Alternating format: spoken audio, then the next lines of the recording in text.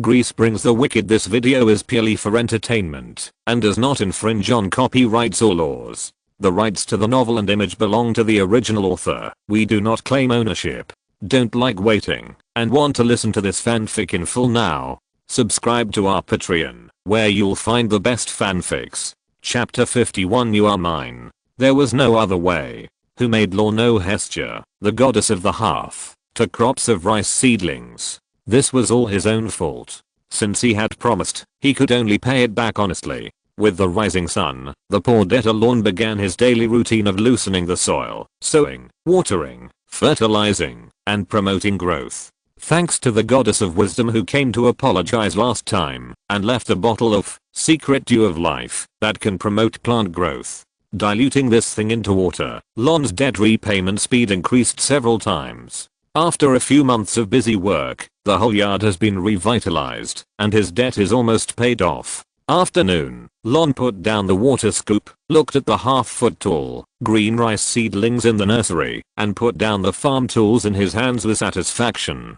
He washed off the dust and dirt on his body, walked into the kitchen, and began to prepare lunch. While Lorne was busy in front of the stove, he complained in his heart. It was unknown whether it was because of his nature being exposed or because she was deliberately training him. After tasting the food he cooked, the goddess of the stove not only gradually gave him the power of the kitchen, which she regarded as her territory, but even stopped entering the kitchen recently. Instead, she took little Medusa out shopping early in the morning in the name of shopping. When it was time for dinner, they would often buy a lot of strange ingredients for Lorne to research and develop new recipes. The good name was to enrich the menu of the Minoans and improve the quality of life in Gnosis. We are back.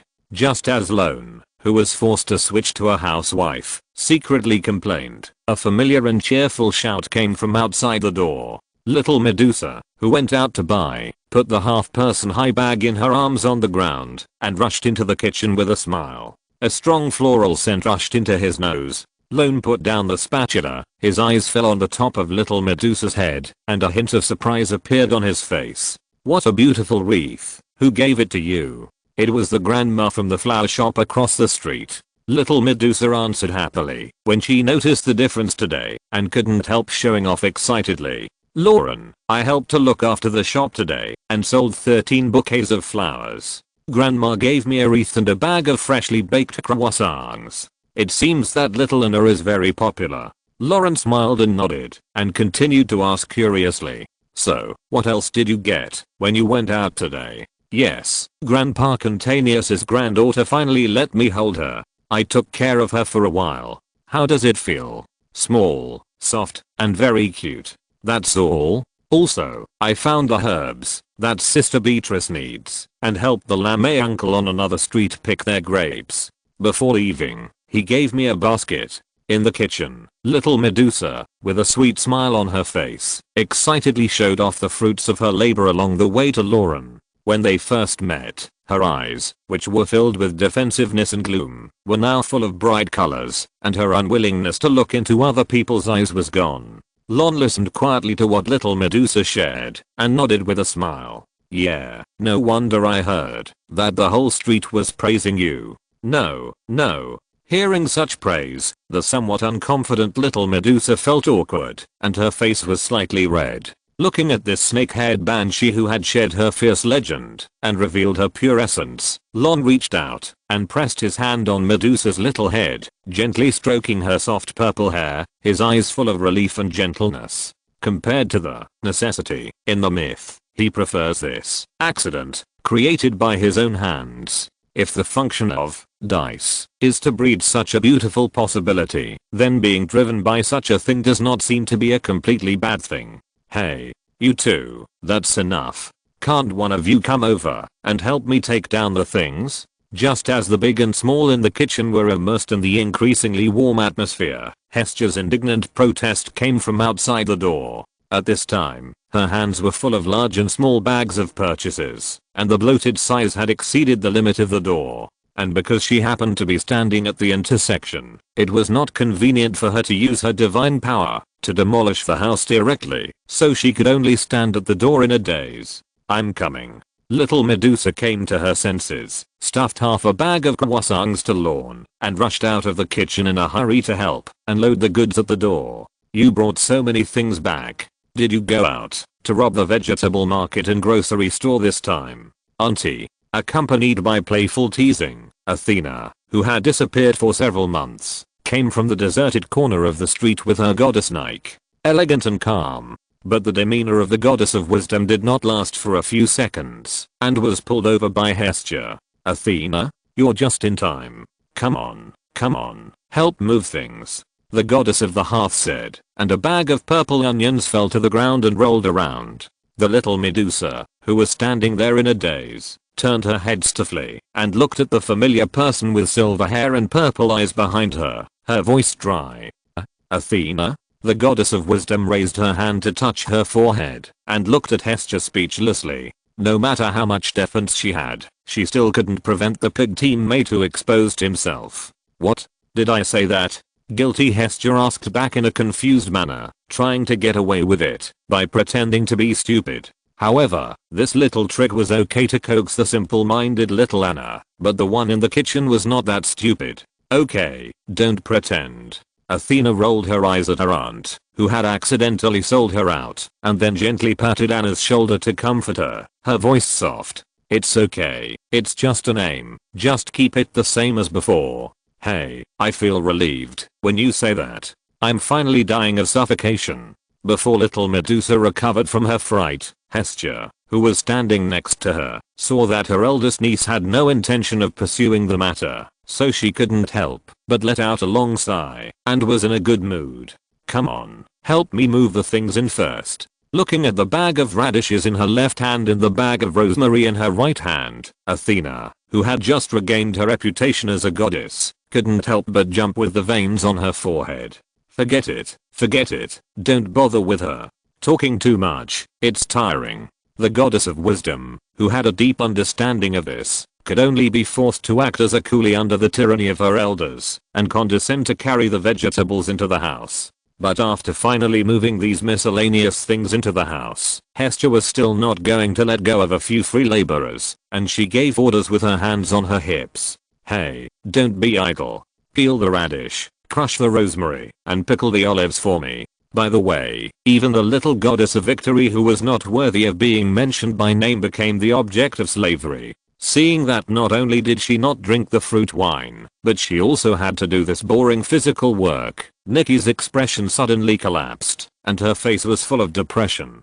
Don't be unhappy, these are all prepared for me with great care. When Lorne and I cook together tonight, you will taste the new dishes we have recently researched, and you will know how worthwhile the hard work is now. Hestia, who was ready to show off her skills, scolded the greedy Nikki while proudly announcing today's entertainment plan. You don't have to cook. Athena raised her hand to interrupt Hestia's boasting and politely declined the dinner. Her purple eyes looked at the figure in the kitchen, and the corners of her lips curled up with joy. Because of people, I want to take them away. Discovered. In an instant, Lorne and little Medusa both changed their expressions and subconsciously became alert. The atmosphere in the room suddenly froze. Chapter 52. This is a fatal question. Seeing the two figures, one big and one small, in the house looking like they were facing a great enemy, Athena smiled calmly and told Lorne her purpose in a low voice. Don't be nervous. I'm impressed by your qualifications and just want to recruit you to be my subordinate god. Then, in order to enhance her persuasiveness, the well-prepared goddess of wisdom looked at Hestia on the side. Auntie also knows about this. Hestia, who was pulled out by her niece to guarantee, was stunned at first, then came back to her senses, and nodded in a trance. For some reason, the stove goddess seemed a little absent-minded, and her eyes always glanced at the clean and tidy kitchen and the lush and green nursery in the backyard intentionally or unintentionally.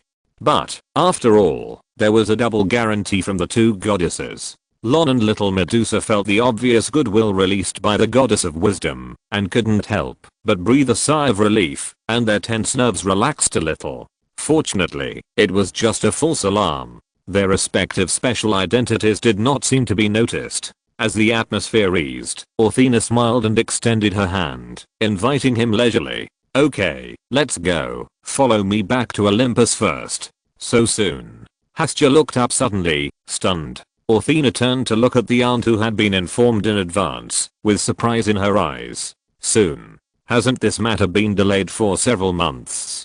I mean. Hestia's eyes rolled around, and then she looked at the kitchen and the stove. You are in such a hurry, why don't you leave after dinner? No, there are too many things going on recently, and nothing is peaceful anywhere. I don't know when the next critical moment will be. Just in case, it's better to make plans early. Athena shook her head gently, and as she spoke, a groove gradually gathered between her eyebrows. But Hestia's eyes swept over the big and small figures on the side, opened her mouth, and wanted to speak. But seeing a trace of fatigue in the depths of her niece's purple eyes, she finally knocked down her pearly teeth, bit her cherry lips tightly, and said nothing. Lorne noticed Hestia's subtle expression change from the corner of his eyes, and a hint of understanding flashed in his eyes. Fortunately, the efforts during this period were not in vain. Let's not talk about this. At this moment, Athena, who had calmed down her troubled mood, raised her head and looked across, with a smile on her face as usual. Pack up, we'll leave immediately. Wait. The plan was interrupted again, this time by a male voice. Athena, who was about to turn around and leave, looked back at Lorne behind her, and couldn't help but frown slightly. What's wrong? Thank you for your kindness to me, but I still have to take care of my sister. Lorne took little Medusa's hand, and looked at the confused little face softly, with an expression of deep brotherly love. She is still so young. If I'm not around, I really don't know how she will live. Then take her with you. At this moment, Lorne, who was showing deep brotherly love to little Medusa, couldn't help but look stiff, and squeezed out a dry expression on his face. This is not good. It's okay, I don't mind. Athena blinked, looking open-minded and tolerant. I mind. After being repeatedly roasted on the fire, Lorne was a little overwhelmed, and could only express his refusal in an obscure way. Anna is still young, and it is inevitable that there will be some inappropriateness in letting her serve you, so you are worried that her identity as a fairy will be discovered, and then she will be blamed? You have gone around in such a big circle, isn't it just to say this? The goddess of wisdom crossed her arms, and looked at Lorne, who was stunned, with a playful look. When their eyes met, Lorne noticed the subtle teasing in the depths of the purple eyes, and his facial muscles twitched slightly. She knew it a long time ago. Although I don't know how you concealed your strength in the child's strange aura before, don't treat everyone as fools. After so long, how could you not notice something different from ordinary people? The wisdom of the gods is not something you can. Discovered? Discovered what? Hestia curiously poked her head out, looking confused. Athena's mouth twitched, and she decisively didn't mention the words the wisdom of the gods again. Well, take back what I said before. This is a magical group, and their IQ may fluctuate between -100 and unlimited. Then, the goddess of wisdom's penetrating eyes swept across half of little Medusa's face, rolled her eyes at a little bastard who hid her behind her back, as if to prevent thieves, and snorted coldly. Look at her hair color and eyes. If I'm not mistaken, she should be the Gorgon from the Invisible Island, right? Ah, so that's it. No wonder she's so cold, and so comfortable to hold. Hestia suddenly realized, as if she had discovered a new world. Under the scrutiny of the goddess of wisdom, the little Medusa hiding behind Lorne could not help but shrink back into the shadows again, tightly holding on to the corner of Lorne's clothes. Athena looked at the trembling little girl, her face melted away, revealing a gentle smile, and she assured him softly, "Don't worry, no one will hurt you here. Yeah, that's right. Nikki can protect you too." The little goddess of victory beside her also patted her chest to comfort her nervous little friend. As goodwill poured in from the surroundings, the pale face of the little Medusa finally regained some color, and her back, which had been straightened due to being on alert, gradually relaxed. Seeing the unexpected performance of the master and servant, Lorne asked in surprise about his confusion. "You don't blame unclean gods and monsters for entering your city and temple. What is purity? What is uncleanness? I have seen the most despicable gods and the most noble humans." Athena spoke lightly, then turned her head and looked out the window at the ordinary figures busy running on the street. Her eyes were deep and distant, and her voice turned low. All this is not determined by blood and birth, but by the soul. Hearing the emotion mixed in the words for some reason, Lorne pursed his lips and reminded softly. But, she is a god and monster. Even King Minos didn't vent his anger on a disaster fetus who came in the form of a demon, because of personal grudges. Don't you think that my tolerance is not even comparable to that of an ordinary monarch? Athena sneered, her purple eyes full of dissatisfaction, and she snorted coldly at a little bastard who slandered her. Although his wife was defiled by a beast, and gave birth to the monster with the head of a bull and the body of a human, which symbolized shame, King Minos still did not impose his anger on this innocent child, but chose to raise it. In order to avoid the misfortune caused by this hybrid of a god and a human with a natural devilish nature, he even recruited Daedalus and his sons, built a labyrinth under the palace, regularly delivered food, and secretly raised the child. Hearing the resentment in Athena's words, facing this fatal question, Lorne couldn't help sweating on his forehead. He tried to avoid it while flattering it. How could that be? What the superior does, the subordinates can do. The reason why King Minos can be so tolerant must be because of your inspiration. It's all because of your good teaching. Even the gods and monsters that others despise can bathe in your glory and be treated equally. I, an extrovert with shallow knowledge, finally understand that you deserve the title of female ruler. Under Lorne's flattery, Athena's face calmed down a little. When the anger in her heart gradually subsided, she glanced at a little eloquent bastard and spoke unhappily. Don't be so conscienceless. Not all gods and monsters can get my approval. As she said that, the goddess of wisdom turned her head and looked at the still timid little Medusa. Her eyes became softer. Anna, thank you for taking care of my subjects these days. It seems that they like you very much. No, I like everyone too. Being thanked so solemnly by a god, little Medusa's cheeks flushed, and she was suddenly at a loss. Seeing the little girl's interesting reaction, Athena couldn't help but chuckle, raised her hand, and touched the top of little Medusa's head affectionately, and murmured, "What a good child." The sunlight shone through the gaps in the window lattice, falling on the opposing figures of one big and one small, filled with warmth, forming a beautiful picture. Chapter 53 I don't eat beef. At this time, looking at the goddess of wisdom Athena and the Gorgon Medusa living in harmony in front of him, a strong sense of absurdity surged in Lorne's heart, as if there was a sense of time and space dislocation. But then, he understood the reason for everything. Athena is a female ruler believed by humans, and her starting point naturally needs to be considered from the perspective of humans. In the original history, Medusa, who had grown up, had been persecuted and killed countless times. Her heart was frozen, she fell into madness, and there was no warmth and kindness to speak of. Even in some versions, even her two sisters who protected her ended up in a miserable end, and were swallowed by Medusa. Therefore, the Gorgon at that time, was completely out of control and became a major scourge on the sea.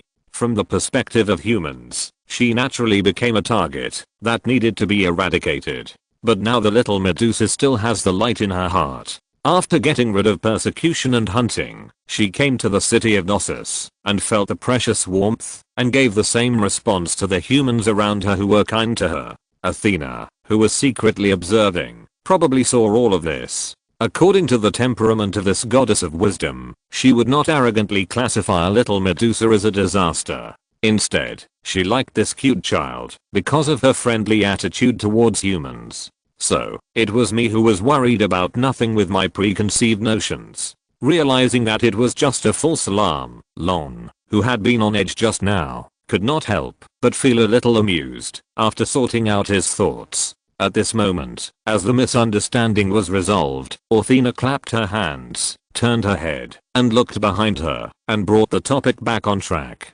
Okay, after talking so much, we should also go. Wait. However, her plan was stopped again. This time, it was still that male voice. Athena seemed to understand something, narrowed her eyes slightly, and her face turned cold. Are you not happy? In an instant, an invisible pressure came over, making people feel as if they were under the deep sea. Lorne, who was the first to bear the brunt, froze and shook his head to deny it. No, absolutely not. Then why don't you want to come with me? Athena was relentless and walked towards Lorne step by step with a cold face. Seeing that he had no way to avoid it, Lorne made up his mind and decisively pulled a figure beside him to the middle and protected him firmly in front of him. Because of Lady Hera, Hestia, who suddenly became a third party, was caught in the middle and looked up with a blank face. Lorne took a deep breath, looked seriously at the goddess of the hearth in front of him, and spoke solemnly. Lady Hera, you forgot that I owe you a debt that has not been paid off. There was no way. Soft words would not work, so he could only use his trump card in advance. It turned out that they were talking about the backyard. Hestia suddenly realized and nodded subconsciously to the existing facts. Yes, it seems so. Are you missing a lot? Athena looked at Hestia and asked indifferently. There are only a dozen left. As her wrist tightened, the goddess of the hearth shuddered, straightened her back, and spoke as if possessed by a spirit. A lot. A lot. Athena was slightly stunned, and then a smile appeared on her face again.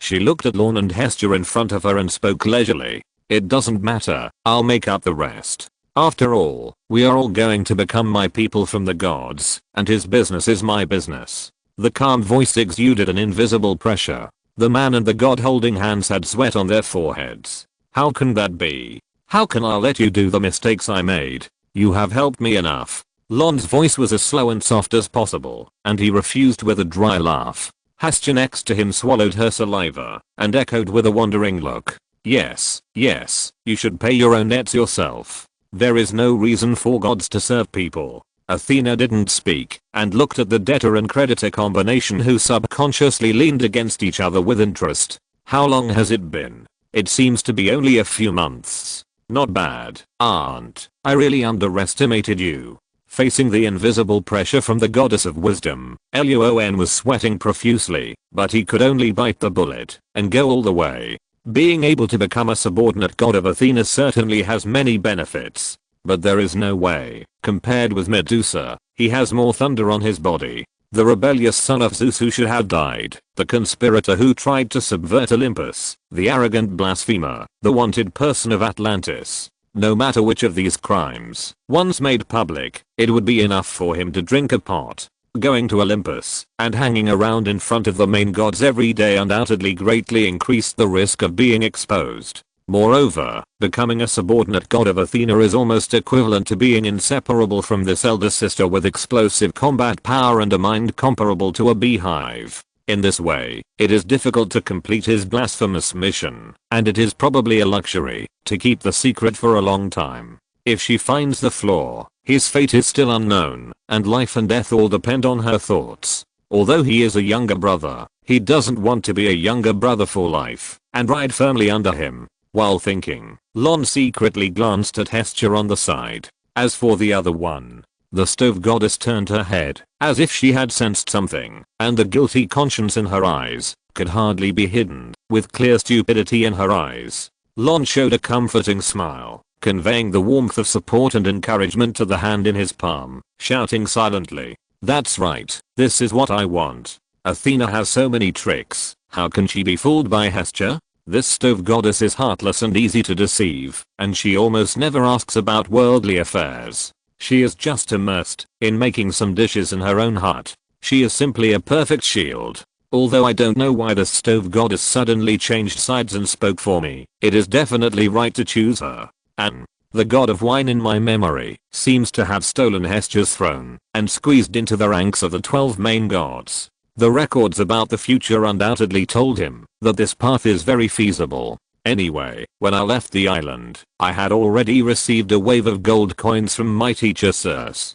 This goddess of the hearth was hiding in her own little land all day studying recipes, and it seemed that she didn't have much demand for the position of a deity. Why not? Lorne thought to himself, and looked at Hestia's eyes, which flickered with a trace of unscrupulous light. For some reason, Hestia felt a chill on her back, and couldn't help shivering. At this time, seeing her aunt's timid stress reaction, Athena, who had mistakenly identified herself with the person, withdrew her scrutiny and sighed helplessly. "Since my aunt has said so, I won't force it." Hearing that her eldest niece didn't seem to intend to pursue her betrayal, Hestia felt as if she had been pardoned. She immediately breathed a sigh of relief, her face full of smiles, and she took Athena's hand affectionately. Let's not talk about this. You came from Olympus. You must be hungry at this time, right? Then, without waiting for her niece to refuse, Hestia reached back and pulled Lorne, who wanted to retreat and run away, to her front and praised him.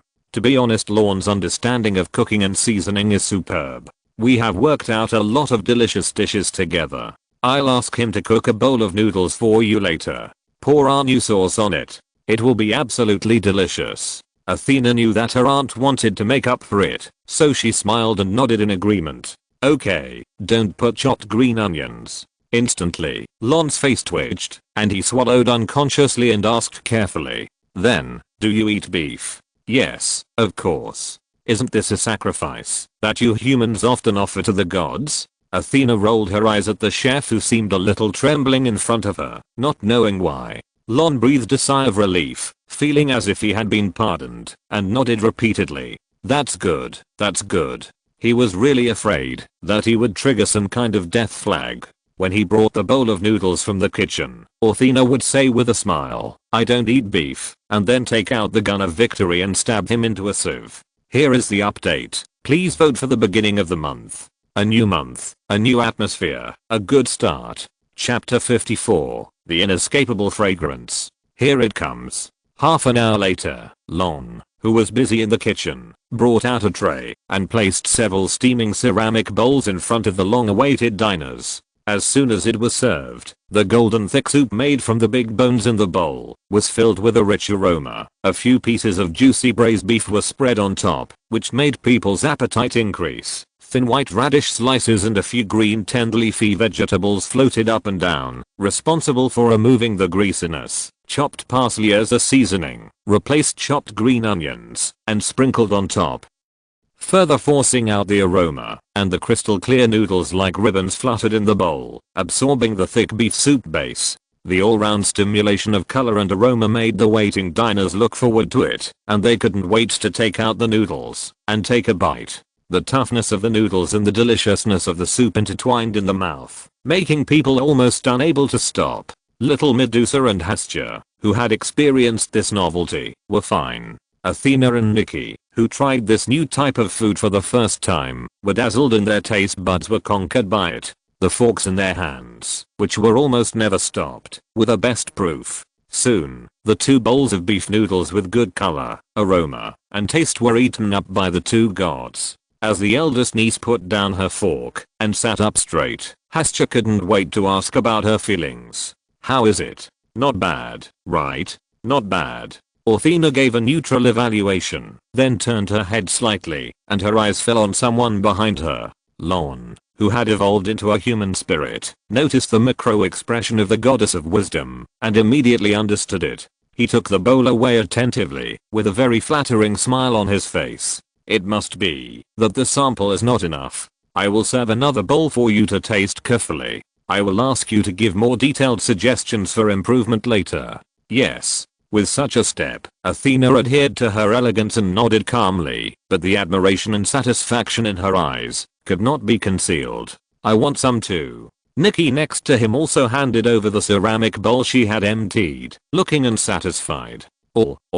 Lorne assured again and again, turned and walked into the kitchen, refilled the 2 gods with explosive fighting power with a full bowl each, and also added soup and noodles to the bowls of Hestia and Little Medusa, which were also almost empty. In this situation, the emphasis is on treating everyone equally. At least, on the surface, it should not be found fault with. In order to avoid the diet being too monotonous, Lorne went into the kitchen and made some dishes that he and Hestia had improved or tinkered with, and served them to the table one after another. With his thoughtful service, the host and the guest were all happy, and both parties at the table enjoyed the food. Looking at the happy scene in the living room, Lorne, who was tense in his heart, finally relaxed and took the time to serve himself a bowl of noodles to fill his somewhat empty stomach. The origin of European noodle culture can be traced back to Italy and Greece. At that time, noodles had become a popular food, not only for breakfast and lunch, but also for dinner.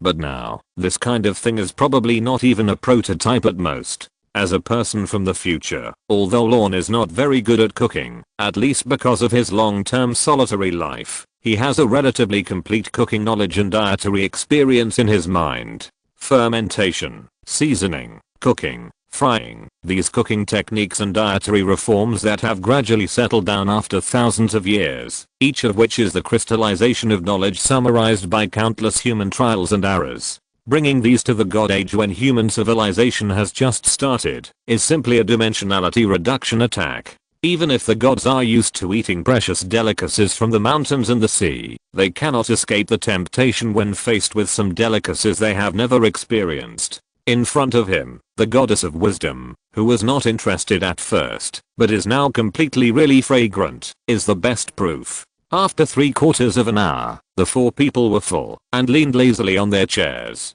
Lorne cleaned up the table very attentively and presented the snacks and fruit wine after the meal. The main feature was a 5-star service. Under Hestia's recommendation, Athena scooped up a spoonful of homemade yogurt with raisins and sweet almonds, put it into her mouth and tasted it, with a satisfied look on her face. Her eyes fell on the head chef in the kitchen, thinking. Now, she probably understood why her aunt suddenly changed sides and wanted to keep this little bastard. Although the goddess of the stove does not care about worldly affairs, she is not without desires. Her biggest hobby is to find some fun related to the house and the back kitchen to pass the time. Cooking, planting, housework, brewing are all within her scope of interest. And it is harder than climbing to the sky to find similar like-minded people among the demigods and gods who generally pursue power and authority. But by chance, a guy who meets the conditions almost perfectly broke into her home. He not only showed excellent cooking skills and always refreshing insights into food, but also cleaned the house and served guests, which made people feel at home. With such a subordinate god, at least the quality of life can be improved by leaps and bounds. Not to mention the goddess of the hearth who is in charge of the house. Even Athena herself couldn't help but feel a little moved. To be honest, I'm a little regretful now. I should have brought you to Olympus earlier. The goddess of wisdom put down the empty bowl and looked at the demigod candidate who was originally carefully trained by her. Hestia, who was trying hard to sell it next to her, couldn't help but freeze her smile and began to worry about gains and losses. Compared with Olympus, Gnosis seems to be more worthy of being called your private territory. Now, am I not serving in your bedroom? Facing Athena's scrutiny, Lorne smiled indifferently. You can come anytime you want. That's right. Athena nodded, seeming to be very satisfied with this statement. Seeing that her niece didn't seem to have any intention of pursuing the matter further, Hestia breathed a sigh of relief. After eating and drinking, Athena stood up from her seat, stretched her waist lazily, turned her head, and looked at Lorne who was cleaning the house with Hestia, raised her eyebrows, and a subtle smile appeared on her face. After dinner, why don't you practice? It's not suitable to do strenuous exercise after a full meal. Lorne heard this, and immediately refused righteously, with an expression of considering you, and the alarm bells representing danger in his heart were ringing wildly. Fight with you? Are you kidding? Looking at your unscrupulous expression, it's clear that you have dug a trap, and waited for me to jump, so that you can take the opportunity to beat me up. Last time, just because I stole a few pieces of your tribute, and made up a few words about you behind your back, you made me lie on the ground for 7 or 8 days, and my butt is still sore.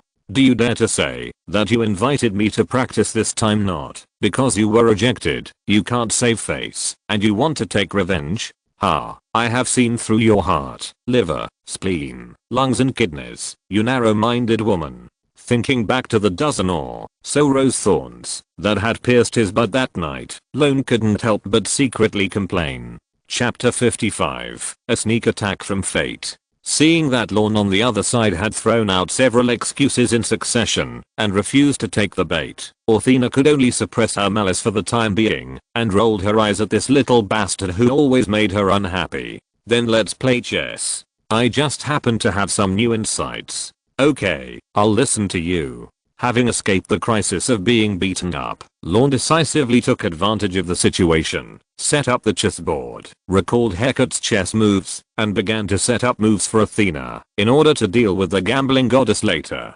Time flew by, and it was dusk outside the window. The faint light of the setting sun shone through the window lattice and sprinkled into the living room. Hastya was busy doing chores, and the two people who occupied the long table were fighting on the chessboard. Lorne. As the game ended, little Medusa, who was playing with Nikki in the backyard, pulled her little friend and ran into the house excitedly, showing him something hanging on her chest. It was a bronze medal with a pattern of several giant snakes entangled on it. Lorne touched the head of little Medusa and asked with a smile, "What? A gift? A gift from Nikki?" Little Medusa answered excitedly, with pride on her face. Lorne looked at it a few more times and agreed patiently, "Well, it looks good and suits you very well. More than that." Little Medusa shook her head, a trace of solemnity appeared on her face, raised her hand to hold the bronze medal in her palm, and urged her divine power. In an instant, the blue-gray aura flowed from the fingers of little Medusa to her whole body, turning into a set of shining bronze full-body armor with the iconic snake pattern on it, like a living thing. But, at the same time, Medusa's little hand trembled, accompanied by a faint metal tremor. A snake-like bronze chain sword appeared in the little girl's palm, and when she waved it casually, a sharp whimpering sound of cutting the air came out. Feeling the powerful divinity contained in the armor and the aura of little Medusa, that suddenly increased several times, Lorne's face changed. "This is bronze serpent armor. This is the armor I asked the craftsman god Hephaestus to integrate some of my divinity and made by myself." The goddess of wisdom on the opposite side put down the chess piece in her hand, smiled and spoke lightly, then looked at Lorne on the opposite side with a teasing look. "Originally, this was prepared for you, but I think you don't seem to be able to use it, so I asked Nikki to give it to Anna." Lorne's mouth twitched, and his intestines were a little regretful. Artifact. A real artifact. Even after searching Zeus, I couldn't find a high-end product. Moreover, this is a fine product made by the craftsman god Hephaestus himself, which integrates Athena's serpent divinity. You know, Achilles, the great hero in the Trojan War, defeated the entire city of Troy, which also had the help of gods, because he got a whole set of equipment produced by the craftsman god. Finally, it was Apollo, one of the 12 main gods, who personally took action, transformed into the sixth, and shot an arrow through the heel of Achilles, the only weak point in his body, which completely eliminated this great hero who was almost invincible on the front battlefield. Similarly, if this thing in front of him was worn on himself, Lorne estimated that he would be able to walk sideways among his demigod peers, and even if he met a real god, he would have the strength to fight. As if sensing Lorne's heartbeat, little Medusa pulled off the bronze badge on her chest very simply, and stuffed it directly into Lorne's hand. "I can't use this either, I'll give it to you." Lorne's heart warmed up, and he gently pressed Medusa's little hand, revealing a gentle smile. "No, the snake divinity is most consistent with your bloodline, and this thing seems to have recognized its master, so you should keep it for yourself." Then, he paused, pointed to Nikki in the backyard, and reminded her in a low voice. "Besides, a friend's gift cannot be easily given to others." Under Lorne's repeated advice, Medusa was a little shaken and embarrassed. "But, take this elephant emblem, and you can enter and leave my temple at will." Athena on the opposite side spoke softly, with a smile in her eyes, and her tone turned to be tempting. "It's the kind that you can eat whatever you want." In an instant, little Medusa stared straight at the bronze elephant emblem in her hand and swallowed unconsciously. Then, the little girl decisively stuffed the long-term meal ticket in her handbag, raised her head solemnly, and looked at Lorne in front of her seriously. "Don't worry, I will protect you." Looking at the little Medusa who was sent away by a few meals, and ran back to the backyard, Lorne was a little amused, and turned to look at Athena on the opposite side, and asked helplessly, "It's not good to let her take this, and eat and drink for free in your temple. Of course ordinary people don't have this qualification, but she is my priestess, walking on the earth on behalf of my will, enjoying my tribute and offerings. Shouldn't it be reasonable?" Athena, who was well prepared for this, spoke calmly. However, when this sentence fell into Lorne's ears, it brought a shock like thunder. He looked at the goddess of wisdom in front of him in astonishment. "Priestess? Yours?" "Yes." Athena nodded. Her eyes fell on the little Medusa who was playing with Nikki in the backyard, and a trace of tenderness appeared. "I like this child very much, and she also likes the city of Dionysus. Since you can't use this thing, why not train her to be my priestess?" Lorne listened carefully, and on the surface he remained calm, but his heart could not help but rise up waves that were difficult to calm down. According to a legend, after Medusa became a priestess of Athena, she became famous for her beauty that rivaled Athena's, which attracted Poseidon's covetousness. In the end, Medusa was first defiled by the shameless sea god in the temple, and then was spurned and cursed by Athena for losing her virginity, and completely fell into the body of a demon. Could it be that, even if the ending of the invisible island was successfully avoided, the fate as a constant still had a strong corrective nature, and would try to pull everything back on track in another way? Sure enough, even if you get the accidental dice, it is not so easy to completely pry the inevitable destiny. Foreseeing the new crisis, the root of the disaster has been planted in Medusa. Lorne frowned deeply, pondered for a moment, and looked at Athena hesitantly, trying to make the goddess of wisdom in front of him give up this idea. Boom. However, before he could speak, there was a violent shock outside the window, and the entire island of Crete shook slightly. Athena's face changed, and she suddenly stood up and rushed out of the door. Everyone followed her subconsciously. At this moment, the sky and the earth were dark. On the vast sea, a huge wave over 100 feet high was rapidly advancing towards the coastline of Crete. The Minoans on the street looked at the torrent that swallowed everything, and their faces turned pale. Some screamed and fled, while others hugged their relatives and huddled in the corners. The whole city was filled with the wail of doomsday. "Damn, can't you bear it so soon?" Exclamation mark. The goddess of wisdom looked gloomy, and the divinity of her whole body burst out, turning into golden flames, rushing straight into the sky, and defeating the dark clouds in the sky in one fell swoop.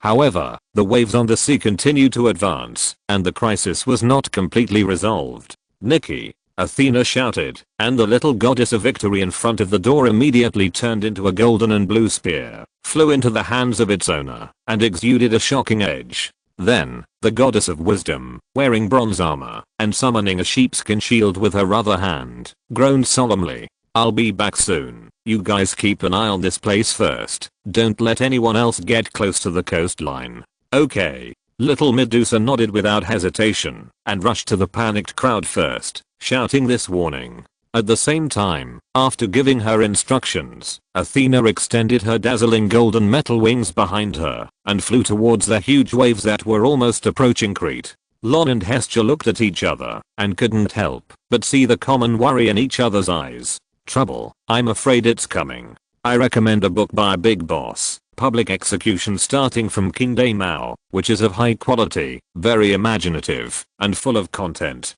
Synopsis: Soo-Yun came to a world of anime that was about to collapse due to a mysterious revival, but he was not panicked at all. Because he can edit the stories of the two-dimensional girls and broadcast them publicly, and gain enough reputation by publicly executing the girls, and then he can. So, Altria, I'm your previous life, King Arthur.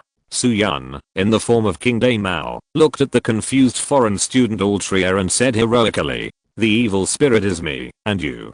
Takisaki Kurumi." Soo-Yun, who turned into the spirit of time, stood in front of the astonished Takisaki Kurumi, with a charming smile on his face. "Beelzebub, the power of thunder is my power, and my form is also the power you should have. Now, try to take out the power that belongs to you from your body. Its name is Dream One Heart." After listening to the words of General Thunder, Beelzebub subconsciously stretched his right hand to his chest. "Morgan Le Fay, Tamamonami, Miyamoto Musashi, ye godchild." One after another, the mortal girls who originally had no power, all showed their extraordinary side to the world under Soo-Yun's bad taste. As a result, people really believed that they did have extraordinary powers, and therefore, they really did gain extraordinary powers. The world was completely changed, and the history of mankind's inability to defeat the mystery was rewritten. Chapter 56 Medusa, you've been promoted. In the city of Knossos, a petite purple figure was running and calling in a hurry on the chaotic long street, guiding the panicked residents to take refuge. "Grandma, lock the doors and windows.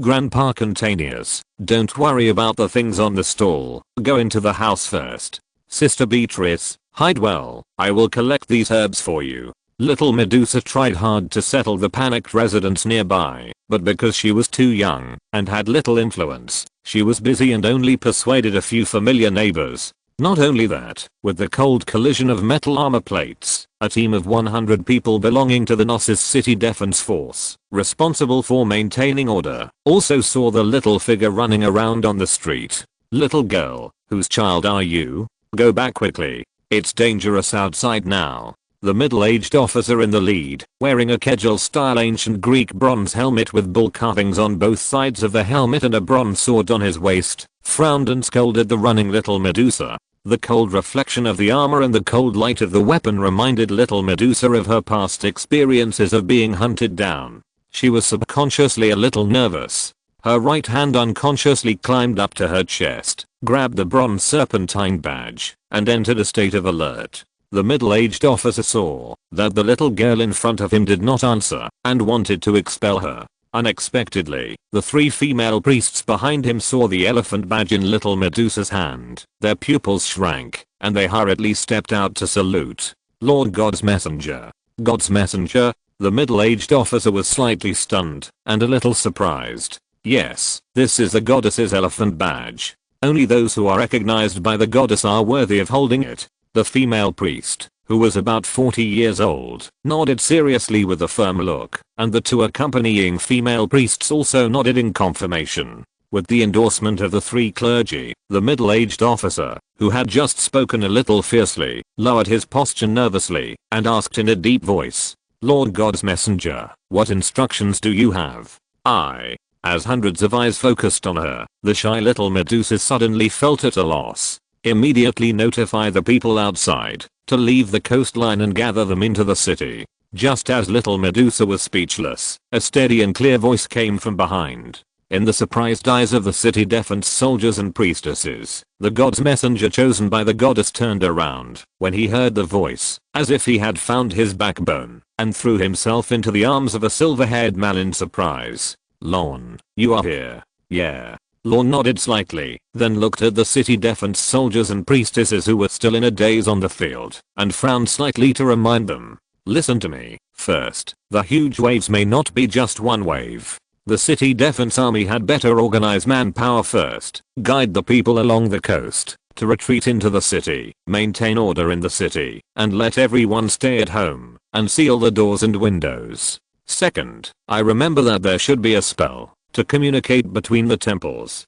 Several priestesses, please pass this message to the other city-states so that they can prepare for the impact. Third, the wind and waves on the sea are no longer something that can be stopped by human power. The seaports, coastal villages, and merchant ships, and fishing boats that went out to sea before may all suffer a certain degree of impact. You need to set up a cordon along the coast according to the situation, and prepare emergency rescue personnel and materials. Similarly, people in the city should also prepare enough food and drinking water to sustain for a few days. The harvest festival has just passed, and there should be enough food. As long as unnecessary going out is prohibited, there will be no chaos in the city. Listening to a silver-haired young man clearly describing the effective response measures corresponding to disaster prevention, disaster control, and disaster relief, the middle-aged officer and the leading priestess nodded subconsciously. However, when they came back to their senses, they couldn't help but cast their eyes on the envoy of a higher status. Little Medusa, who had become the focus again, grabbed Lorne's hand, but was no longer nervous. She decisively raised the elephant emblem on her chest and spoke seriously. "Just do as he said, quickly." Hastur, who arrived a little later, also nodded in agreement. "Yes, this is the order of the goddess. I will obey your oracle." After receiving the exact instructions, the middle-aged officer and the priestess ignored the 2 unidentified people, but only nodded solemnly to little Medusa, and then arranged their own personnel to execute the order. But the temple was still okay, but the city defense army had some troubles.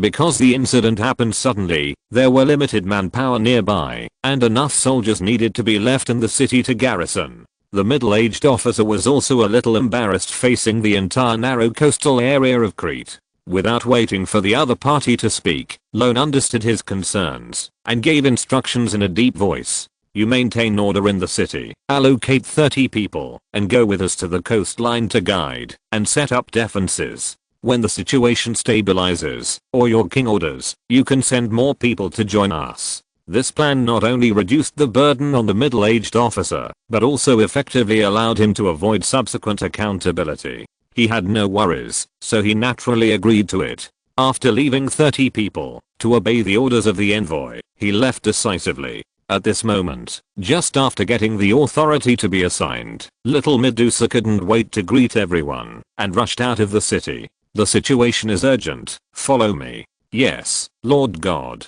30 soldiers responded solemnly and followed quickly. Lorne looked at little Medusa, who had disappeared at the gate of the city, opened his mouth, and could only sigh helplessly. Now it's good, with so many people as witnesses. If she is not a priestess of Athena, she is also a priestess of Athena. Alas, one or two, why are they so troublesome? Seeing that the matter was settled, Lorne sighed and glanced at Hestia beside him. Let's go too. The goddess of the hearth nodded slightly, picked up her steps, and followed Lorne side by side. At the same time, on the Sea of Oceanus, the howling wind tore through the clouds in all directions, and dozens of spiral wind columns rose from the sky and fell into the sea, stirring up layers of waves, as if awakening the dome and evil dragons under the deep sea. They roared and roared, engulfing huge waves, trying to annihilate life on the ground. However, just as they showed their claws and approached the coast, a golden thunderbolt was projected, instantly crossing hundreds of miles of the sea. But, accompanied by a strong and obscure vibration, the majestic divinity flowed out, and the huge waves that connected the sky and the earth collapsed and shattered, turning into countless loose water droplets and falling back into the sea. The strong wind subsided, and the gloomy sky cleared up, revealing the bright sunshine hidden by the dark clouds. The warm light shone on the vast sea, weaving through the hazy water vapor into a colorful and beautiful rainbow. However, this beauty came at a heavy price for the Minoans, who often had to go out to sea. Athena looked down at the vaguely visible shipwrecks and torn clothes among the white foam, her eyes gloomy, and she squeezed out cold words from her clenched silver teeth. Poseidon. Chapter 57. Your infamy is unknown, but your crimes are known to the world. Crete, the coast along the city of Knossos. The storm subsided, the huge waves receded, and the soldiers who were evacuated, and the residents who were forced to relocate saw the sea and sky return to calm, and they could not help celebrating the joy of surviving the disaster. However, as the swollen bodies, that were soaked to a pale color in many pieces of shipwood, were washed to the shore, the cheers stopped abruptly, and a dull and depressing atmosphere spread. Don't stand there. The old, the weak, the women and the children continue to evacuate to the inner city. The young and strong who are willing to stay will be organized into groups of 10 and temporarily organized into temporary reserve teams. They will follow the command of the city defense army and search and rescue along the coastline to see if there are any living people. The bodies salvaged from the shore will be collected first and wait for the family members to claim them. No outsiders are allowed to approach. Lorne's deep voice broke the silence on the scene. The orderly arrangement quickly wound up the stagnant mobilization machine and started to operate steadily again. Since the Minoans on Crete were used to making a living on the sea, most of them knew the temper of the ocean, so few people chose to settle in dangerous areas too close to the coastline. Therefore, not many people needed to be evacuated, and there were only 200 or 300 people who were stranded for various reasons. Under the guidance of the city defense soldiers and the authority of the angel Medusa, the residents who were willing to stay and those who needed to evacuate were honestly divided into different groups. The search and rescue and shelter work also began to proceed steadily. Set up tents over there and prepare to shelter the wounded and corpses. You guys are responsible for boiling some water and let everyone who has touched the corpse wash the contact parts well. By the way, prepare some hot soup for those who are hypothermic at sea. Also, the search and rescue people should pay attention to separate the light and heavy wounded, and those with medical and first aid experience should go to help. In front of the coastline, Lorne searched his brain for knowledge about disaster relief and epidemic prevention, and tried his best to make the completion of each link meet the expected standards. Well, he is a bit of a perfectionist. He likes to uphold the concept of either not doing it or doing it well. Since I took over this stall for little Medusa, it doesn't hurt to spend more time on it. With the reliable adult command of Lorne, The little girl completely gave up thinking and followed Lorne obediently, acting as a human badge and a megaphone. Even Hestia, one of the 12 main gods, couldn't help. She could only sneak to the fire and take the initiative to take on the logistical work of boiling water, making hot soup, casting spells to save people and preventing diseases. Soon, the coast along the line was cleaned up, and the corpses, ships, and survivors were salvaged one after another and properly settled. A belated reinforcement army from Gnosis and the temple priests waited in confusion for a moment, and were then ordered by Lorne and Medusa to deal with the aftermath and the corresponding disaster statistics. But, accompanied by the trembling of weather magic, a golden stream of light fell straight into the sky, and landed on the open space on the coast. Athena, the goddess of wisdom and war, showed her original appearance. Under the excited and fiery eyes of the soldiers, priests, and residents, she looked around, and walked towards the little Medusa, who was the center of the government, and asked in a deep voice, "How is it here?" Little Medusa stepped forward subconsciously to answer, and described the current situation in detail. The 2 seaports were damaged to varying degrees, and it will take more than half a day to repair. 3 merchant ships and 4 fishing boats did not have time to enter the safe harbor and collided, but fortunately there were no casualties. All the idle people within 3 kilometers of the coast have been evacuated to the direction of Gnosis City, and are now being resettled by the temple and soldiers. For the sake of safety, a cordon has been set up near the coastline, blocking some unsafe areas. Then, the little girl paused slightly, looked at the nearby tent, and her little face was gloomy. But according to the intelligence collected from the temples of various city-states, at least 27 large and small ships went out to sea today, and have not returned yet. 98 people have been confirmed dead, 32 people have been injured, and 64 people are missing. Nearly 200 casualties are really a big loss. Athena heard the result, her eyebrows tightened, and her pretty face was frost-covered. Poseidon, this bastard, is he still not giving up? Exclamation mark. After a while, when she calmed down her anger and came to her senses, she noticed the orderly search and rescue and shelter work going on around her, and remembered the detailed and clear description of little Medusa just now, and she couldn't help but be a little surprised. "You did it?" It was Lorne. The honest little Medusa did not take credit for it, and decisively raised her hand and pointed, selling out Lorne, who was mixed in the crowd. Athena glanced at a figure who stood out angrily, with admiration in her eyes. "You did a good job. You taught me well. I was just following your instructions before I left." Lorne very skillfully praised the real leader of Gnosis, and pushed away the credit and responsibility, showing his profound skills as a non-stick pan. Athena, who was about to say a few words of praise, couldn't help but feel suffocated and snorted coldly. "Whoever deserves the credit should take the credit. I'm not so petty." Lorne smiled awkwardly and didn't comment. No matter how he answered this, it was equivalent to admitting that the other party was really petty. Keeping silent seemed to be the safest way. Athena looked at the well-organized temporary camp around her. Her eyes flashed, waved Lorne to lead him to a remote corner, and spoke solemnly. "Trouble is coming to Crete.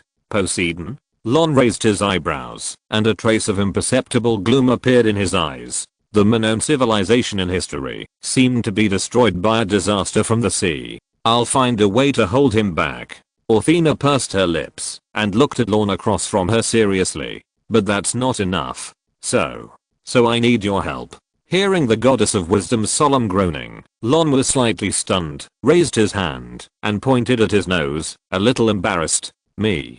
Although I really want to share your worries, I'm just a demigod. A demigod who can inspire the divinity of war, and take dozens of my swords?" Athena narrowed her eyes and snorted leisurely. "Don't be modest. Although I don't know which branch of heirs you are from, your qualifications are beyond doubt. Otherwise I wouldn't want to train you to be a subordinate god. Thank you for your kindness, but I, a demigod, don't seem to be qualified to participate in the war between gods, right?" Lorne still didn't agree, because he knew his strength and position very well. Then, in order to avoid being forced to do something, he decisively sold another person who was convenient to take the blame. "If you are really worried about the people of Crete, why don't you consider Lady Hera? Aunt Hestia has clearly withdrawn from the fight in Olympus, and I don't want to involve her again." Athena glanced at the figure in the crowd, who was boiling water and boiling medicine, paused for a moment, and spoke in a low voice. Besides, even if she takes action, it will only make things worse. Hestia, the goddess of the hearth. Hearing this explosive information, Lorne widened his eyes, as if he had realized it belatedly, showing appropriate surprise and astonishment. However, Athena did not speak, but looked at someone with contempt. Pretend. Not to mention that idiot Hestia, even who I am, I'm afraid you have guessed it, when we first met. In the cold atmosphere, Lorne smiled bitterly, and changed the subject very tactfully. You mean, this game will try to maintain the intensity below that of the gods? I can only try my best to ensure that neither Olympus nor Atlantis can interfere in this matter, but the rest depends on you. Athena shook her head without comment, with a trace of fatigue in her eyes. Lorne frowned and fell into deep thought.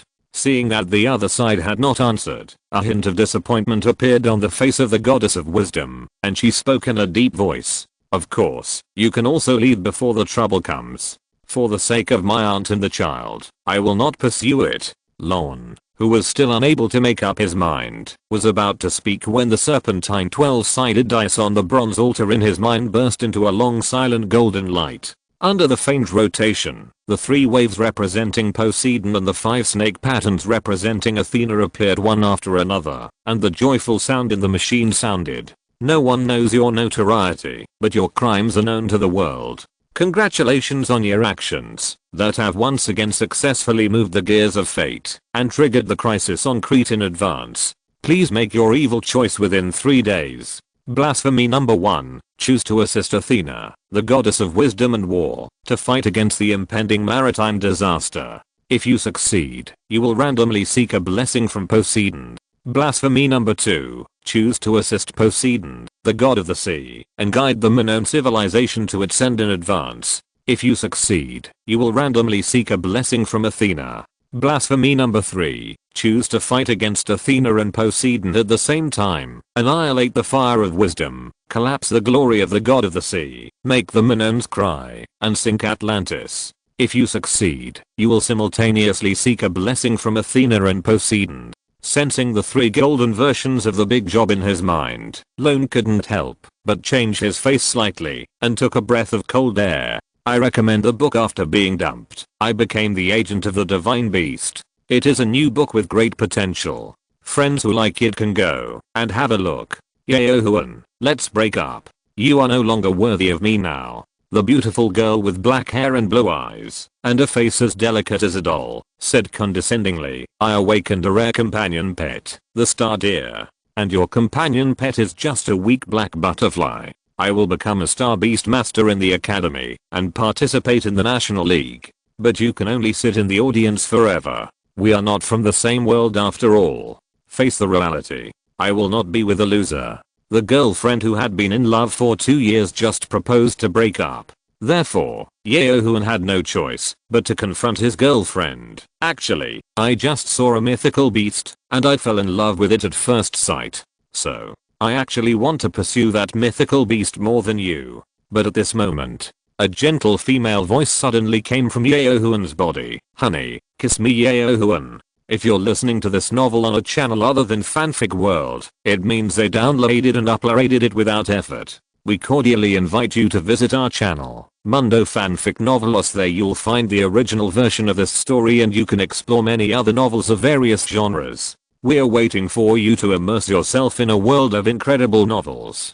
Chapter 58, Pulling Athena Bald? Here it comes. It's deadly. The 3 golden oracles on the bronze altar in his mind loomed, and a strong sense of crisis rose in Lorne's heart. As mentioned before, the golden oracle corresponds to a high difficulty level that exceeds his current ability, and the process is extremely dangerous. As the 1.0 version of the big event, Battle of the Cyclops, and Chasing the Oceanus, they almost made him die. In the end, he took advantage of the special environment of the invisible island to divert trouble and fish in troubled waters, and successfully killed the Atlantis guards who chased him for most of the Oceanus Sea. Otherwise, the grass on his grave would probably be a foot high.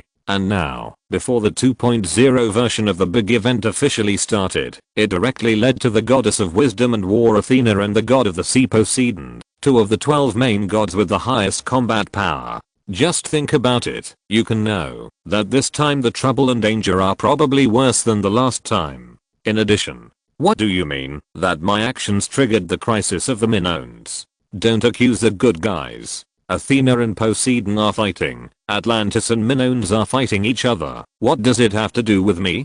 Being blamed for no reason. Lorne was a little depressed and tried to clarify it in his mind. However, when he thought of what he did on the Sea of Oceanus and the changes he brought to Dionysus, he couldn't help but feel guilty and speechless. Well, there may be a little connection. A little bit. Lorne tried his best to clear himself of the title of Greek villain and troublemaker of the Age of Gods, but the bright golden oracle in his mind undoubtedly told him that he was related to this matter. Even if he was not the main culprit, he was most likely the fuse. After such a long period of running in, coupled with the vague guesses in his heart, Lorne also roughly understood how the version of the golden oracle was refreshed and operated. The answer is simple. While completing the daily and weekly tasks, he would inevitably introduce the contingency contained in the dice into the necessity of fate, and the two sides would collide and cause it to deviate to varying degrees. Once this distortion, that does not conform to the constant rises to a certain extent, it will inevitably attract the rebound of fate, and then trigger a series of crises, trying to erase him as a variable. This is probably the so-called cause of the big version. Therefore, it seems that he can't avoid the current trouble. As for how to choose, Lorne's thoughts turned quickly, and his consciousness considered back and forth between the first and second items. There is no doubt that choosing to stand on the side of the sea god Poseidon and the powerful Atlantis is undoubtedly a simple mode, and even just watching the development of the situation can win. But according to the usual virtue of the dice, the simpler it is on the surface, the more dangerous it is in fact. Even if he is not bound by a sense of morality and does not consider emotional factors, he will follow Poseidon all the way to the end, successfully destroy the Minoan civilization, and obtain part of Athena's divine power. But what then?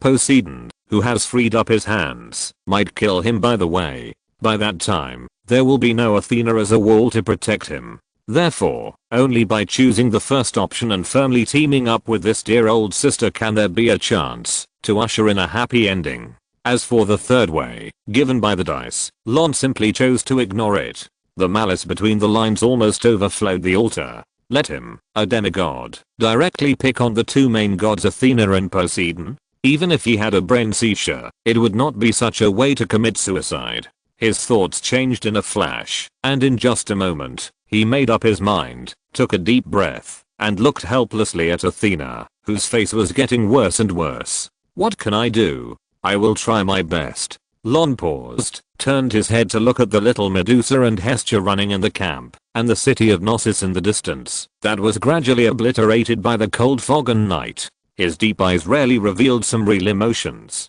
After all, I've just gotten used to living in a place, and I have no plans to move. Athena's face suddenly disappeared when she heard this, and she couldn't help but smile. After this matter is resolved, you can stay as long as you want. The goddess of wisdom was relieved by Lorne's indecisive response. If you say too much, it is often just perfunctory, and the more cautious the promise, the more it proves that he is seriously considering this matter. After a moment of silence, Lorne looked at Athena and asked a question in his heart. Why me? There should be people stronger than me in the whole island of Crete, such as King Minos. As the head of the three judges of the underworld in the future, the son of the god King Zeus and the goddess Europa, the elder brother by blood, although not capable of the sky, is definitely a capable man. Strength and weakness are not only limited to the level of force, but also include the scale of wisdom. Athena spoke lightly, looking deep into the vast night, revealing a keen sense of insight.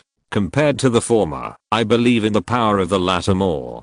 And you, in my opinion, have the qualifications to change the overall situation. Lorne nodded without comment, and looked at the dark Oceanus sea side by side with Athena, and spoke faintly. That is to say, in this contest, Crete is at an absolute disadvantage in power. If you want to survive the crisis safely, you can only rely on your brain, right?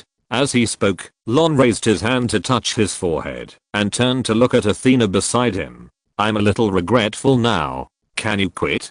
The unfathomable smile on Athena's face froze. Her silver teeth rubbed secretly, and the pink fist in her sleeves felt an itch to beat someone. Well, she likes smart people, but she doesn't like people who are too smart. The power of war. Athena glanced at a little bastard with bad intentions and snorted faintly. As long as you can save the entire island of Crete, I will let you see the real power of war and help you ascend to godhood. Deal. Immediately, Lorne wiped away the embarrassment and entanglement on his face and smiled and clapped hands with the goddess of wisdom. The smooth change made Athena's face darker. I have something else to do. I have to go seeking Minos. The goddess of wisdom said stiffly, turned her head to greet Nikki outside, and disappeared into the thick night. Goodbye, goddess. Lorne waved goodbye in the forest, with a warm smile on his face. After all, if he was lucky enough to save Crete this time, he could not only use Athena's hand to fleece the god of war heirs, who was in harmony with his bloodline and divinity, but also get a promise from the goddess of wisdom, plus the baptism of the sea god's divine power rewarded by the golden oracle. It would be a three-way win. Moreover, this seems to be a new idea. Who says that I can only follow that unlucky dice to make a living? As long as I can intensify the conflicts among the 12 main gods, I can be the banker and use one group to fight another group to muddy the waters. Wouldn't that make me win both ends? At that time, I can take anyone's gold coins I want. The more Lorne thought about it, the more feasible it seemed to him, and he was in a good mood. However, when he was about to walk out of the remote forest, he suddenly remembered a problem. Wait, you want me to help defend Crete from a disaster? You have to give me a certificate, right? Lorne looked at his empty hands, then looked at the light and shadow that had disappeared in the night sky, and his mouth twitched slightly. It seems that he has taken too much. Chapter 59. I'm old, not dead. Late at night, in the palace of Knossos, an old man in a white robe holding a golden scepter sat on the cold throne, his eyebrows slightly lowered, like a sleeping lion, with a majestic aura. King Minos, now the religious and political leader of the cities on Crete, the leader of all Minoans, is also the son of the god King Zeus and the goddess Europa. Legend has it that Zeus, the king of gods, who turned into a white bull, brought the Phoenician princess Europa to Crete, where he courted her and gave birth to Minos, Rhadamanthys and Sarpedon, and promised them to rule the land. In order to inherit the throne, the three brothers turned against each other and fought each other. In the end, Minos expelled Rhadamanthys and Sarpedon and became the winner of the end. But although he usurped the throne, he led the civilization of Crete to its peak with his outstanding personal talents. During the reign of King Minos, he was known for his strict rule of law, making the entire island of Crete the richest and most developed human settlement today.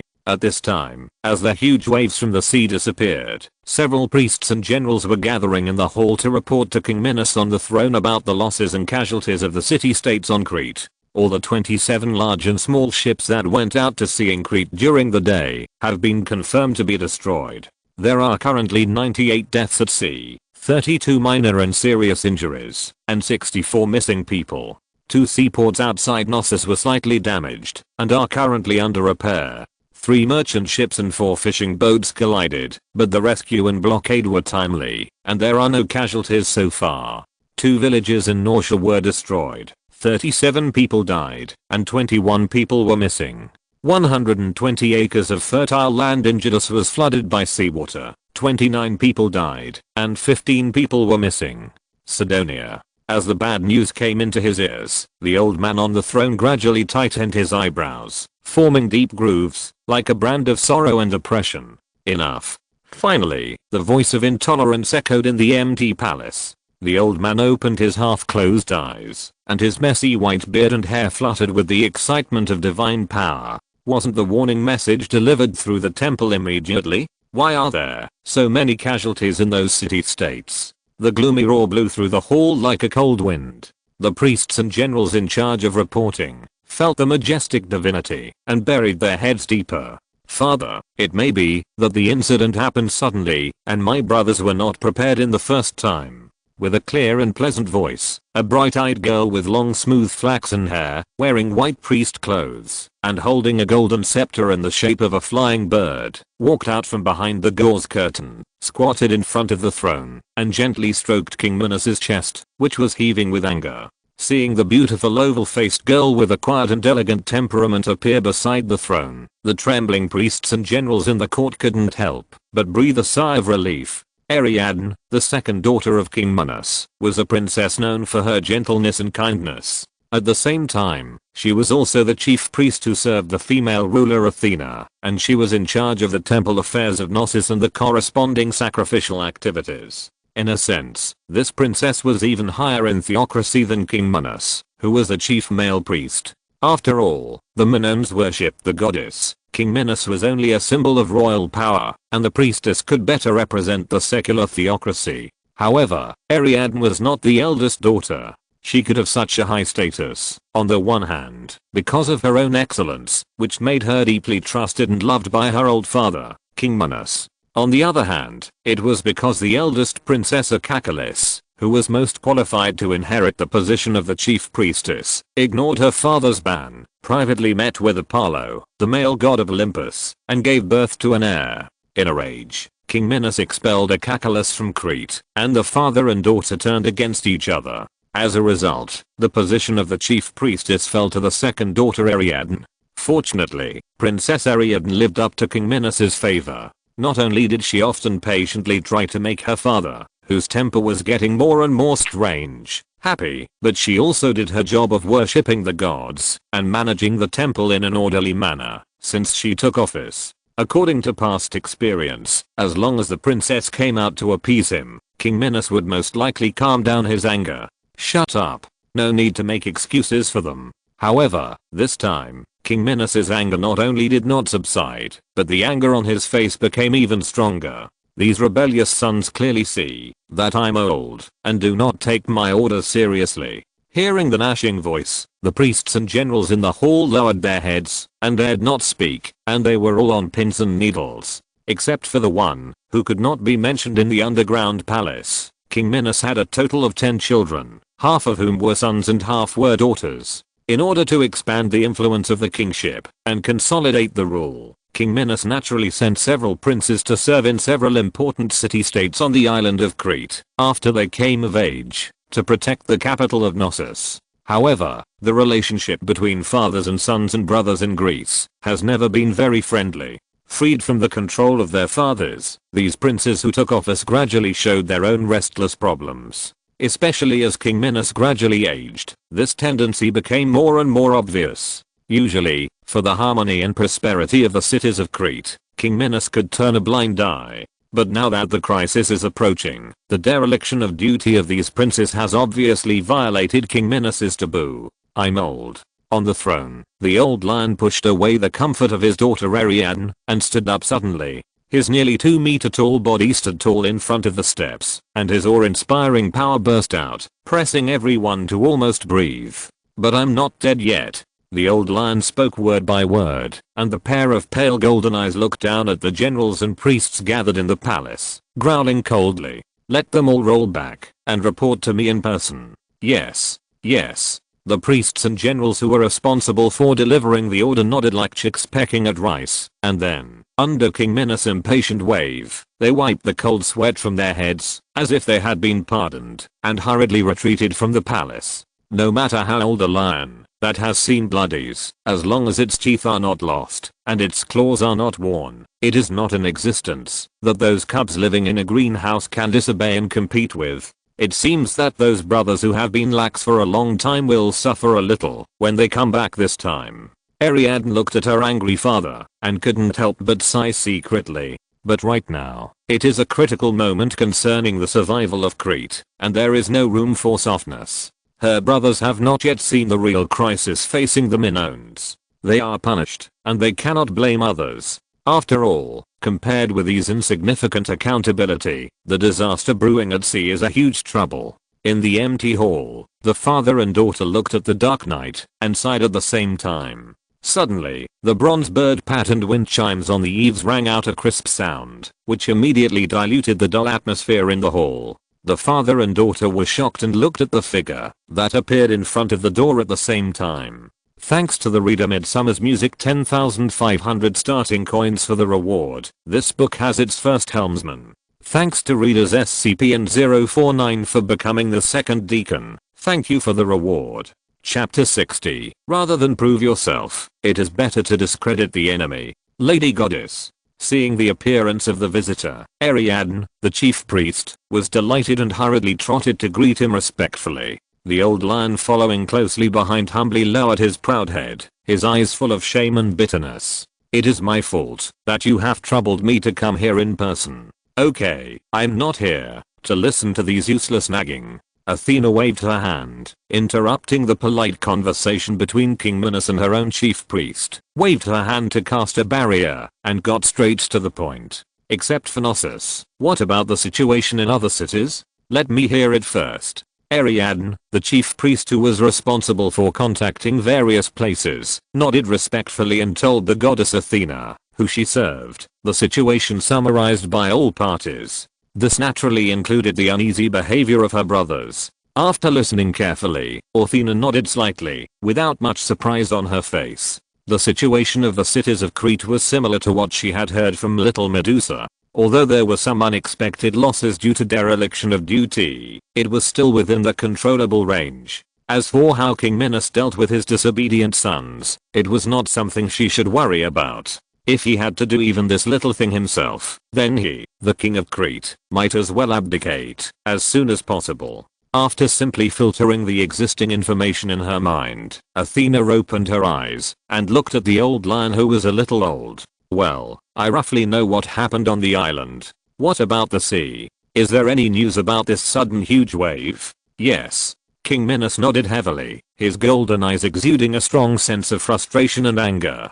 During the time when you returned to Olympus, the Temple of Poseidon claimed that a group of Atlantis royal guards disappeared in the coastal area of Oceanus, and a large number of sea monsters were slaughtered, including a demigod descendant of Poseidon. So, they think it was done by the Minoans? Athena's eyebrows slightly raised, and then nodded thoughtfully.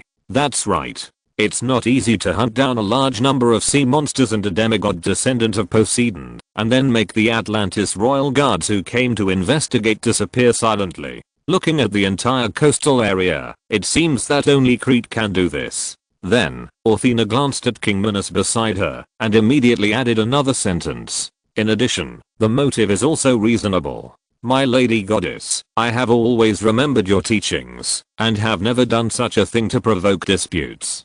King Minos immediately refuted, and made a solemn promise. It's no use telling me this. Athena raised her hand slightly, interrupting King Minos' self-testimony, and spoke quietly. It doesn't matter whether I believe it or not. The key is what the other party thinks. What does Poseidon think? Just based on these unfounded speculations, is the Temple of Poseidon going to punish us? Even the gods shouldn't be so unreasonable. King Minos' old face was full of reluctance and anger, and his fists clenched tightly. As a wise king who strictly enforces the law, what he can't tolerate the most is this kind of behavior of trampling on the rules at will with power. Evidence? You want evidence from the gods? Don't you understand after so long? It's useless. Athena glanced at the angry King Minos, shook her head slightly, and pondered meaningfully. Because for them, once suspicion arises, the crime is established. Hearing this cruel and subversive answer from the mouth of the main god he believed in, King Minos, who had tried to uphold justice and strict judgment all his life, looked depressed and somewhat unable to accept this heavy reality. Seeing the reaction of the old lion, Athena shook her head slightly. Although he has the ability to govern the country, he is too rigid and lacks flexibility. Moreover, he is really old and can't even control his own son. The goddess of wisdom saw the old man's white beard and the deep scars left on his forehead by the years, sighed quietly, and whispered in a deep voice, "Whether you have done this or not, it doesn't matter. The Temple of Poseidon has coveted Crete for a long time. They just want to find a reason to intervene. Do you understand?" "Understand." King Minos nodded, his voice old and weak. "I really feel bad for your teaching and entrustment. Okay, it's not your fault. Why blame yourself for such an insignificant thing?" Athena waved her hand, her face calm and indifferent. insignificant thing. Hearing her goddess's careless tone, the high priest Ariadne beside her couldn't help but secretly gasp and cautiously reminded him, "But your highness, what if the temple of the sea god comes to hold me accountable? Hold me accountable?" Athena pursed her rosy lips and sneered coldly. "What blame? Shouldn't I hold Poseidon accountable? He raised huge waves indiscriminately, destroying 17 seaports and 25 villages on the island of Crete, submerging thousands of acres of fertile land, causing thousands of deaths, tens of thousands of people displaced, and more than 300 large and small ships that went out to sea were all sunk because of him. Shouldn't he be held responsible first?" Ariadne beside her was stunned when she heard the loss that had increased by more than 10 times. Even King Minos himself was a little confused. Seeing the honest reactions of the two, the goddess of wisdom touched her forehead helplessly and gave a long and earnest warning. "Remember, when the other party is not going to reason, don't fall into the trap of self-proof and explain your innocence to others. The people who slander you know how innocent you are better than you do, and such arguments will never end." King Minos and Princess Ariadne nodded as if they understood, but the confusion in their eyes proved that they still couldn't completely turn around for a while. Seeing this, Athena couldn't help but pinch her swollen eyebrows and muttered to herself, "It's really tiring to explain these to such honest and simple people. If that guy was here, he would definitely not need to explain and would be able to follow my train of thought." The goddess of wisdom talked about a little bastard who rarely got on the same wavelength as her while speaking in a more straightforward direction. "The reason is simple. Since Poseidon can suspect that Crete massacred his blood family and destroyed his Atlantis guard, then I can also suspect that the Atlantis guard did not disappear at all. It was all a self-directed frame-up with the purpose of launching another great purge against humans and then expanding the divine power of the ocean to the land. The father can ignore other things, but he must ask about this kind of thing." Hearing this, the father and daughter suddenly realized, yes, since it is all groundless speculation, who is cleaner than who? Instead of proving yourself, it is better to discredit the enemy. As long as the matter is big enough, Poseidon will not be able to intervene blatantly. Don't be happy too early. However, before the father and daughter could relax, Athena poured a basin of cold water on their heads. "Even if I can hold back the army of Poseidon and Atlantis, I may not be able to stop all the troubles at sea." As she spoke, the goddess of wisdom turned her head and looked at the vast sea immersed in the night. Her eyes were far away, and her face was filled with deep worry. "I have a feeling that Poseidon will not give up so easily this time." Chapter 61. Lady Athena must have her own reasons for doing this, right? The atmosphere in the hall, which had just eased, was suppressed again, and the father and daughter were in a heavy mood. "Well, there is no time to lose. To avoid more trouble, I will set off immediately and return to Olympus." After explaining part of her plan, the goddess in charge of wisdom and victory showed her swift and resolute side. She stood up decisively and gave a solemn instruction to King Minos and her chief priestess in front of her. "After I leave, the affairs of Crete will be handed over to you. If you encounter any trouble that cannot be solved." Athena paused slightly, stood in front of the steps of the palace, and looked at a place in Knossos in the night, her purple eyes flickering. "You can go to the 3rd street, the 7th house to find someone. Maybe he can help you." "You mean, the messenger of God?" Hearing this, the chief priest Ariadne remembered the reports of several priestesses before leaving, and the bronze snake patterned elephant emblem they brought with them, and her eyes lit up. Athena smiled slightly, without commenting, and the corners of her lips curled up, to show a hint of teasing. "Please bring 2 snacks for me when you go. Remember, it must be a tribute." Hearing this strange request, the chief priestess was stunned, but before she could speak, she saw Athena had spread the metal wings behind her, turned into a stream of light, and disappeared into the hall. "Snacks? Tribute?" Princess Ariadne and King Minos looked at each other in shock, and immediately nodded seriously, remembering the goddess's last instructions before leaving. Well, the goddess must have her deep meaning for doing this. At the same time, on number 3 street, Hestia's house, Lorne was lying on his soft bed in the shape of a big character, stretching his limbs lazily. From the moment he got up, he was busy planting and replanting seedlings, which took him a whole morning. At noon, Hestia exposed herself before she even entered the house, revealing Athena's identity, forcing him to face the goddess of wisdom in advance and try his best to appease the powerful elder sister. Then, before the battle of wits and courage from the dining table to the chessboard and then to the verbal battle was over, a huge wave like a natural disaster suddenly hit the sea.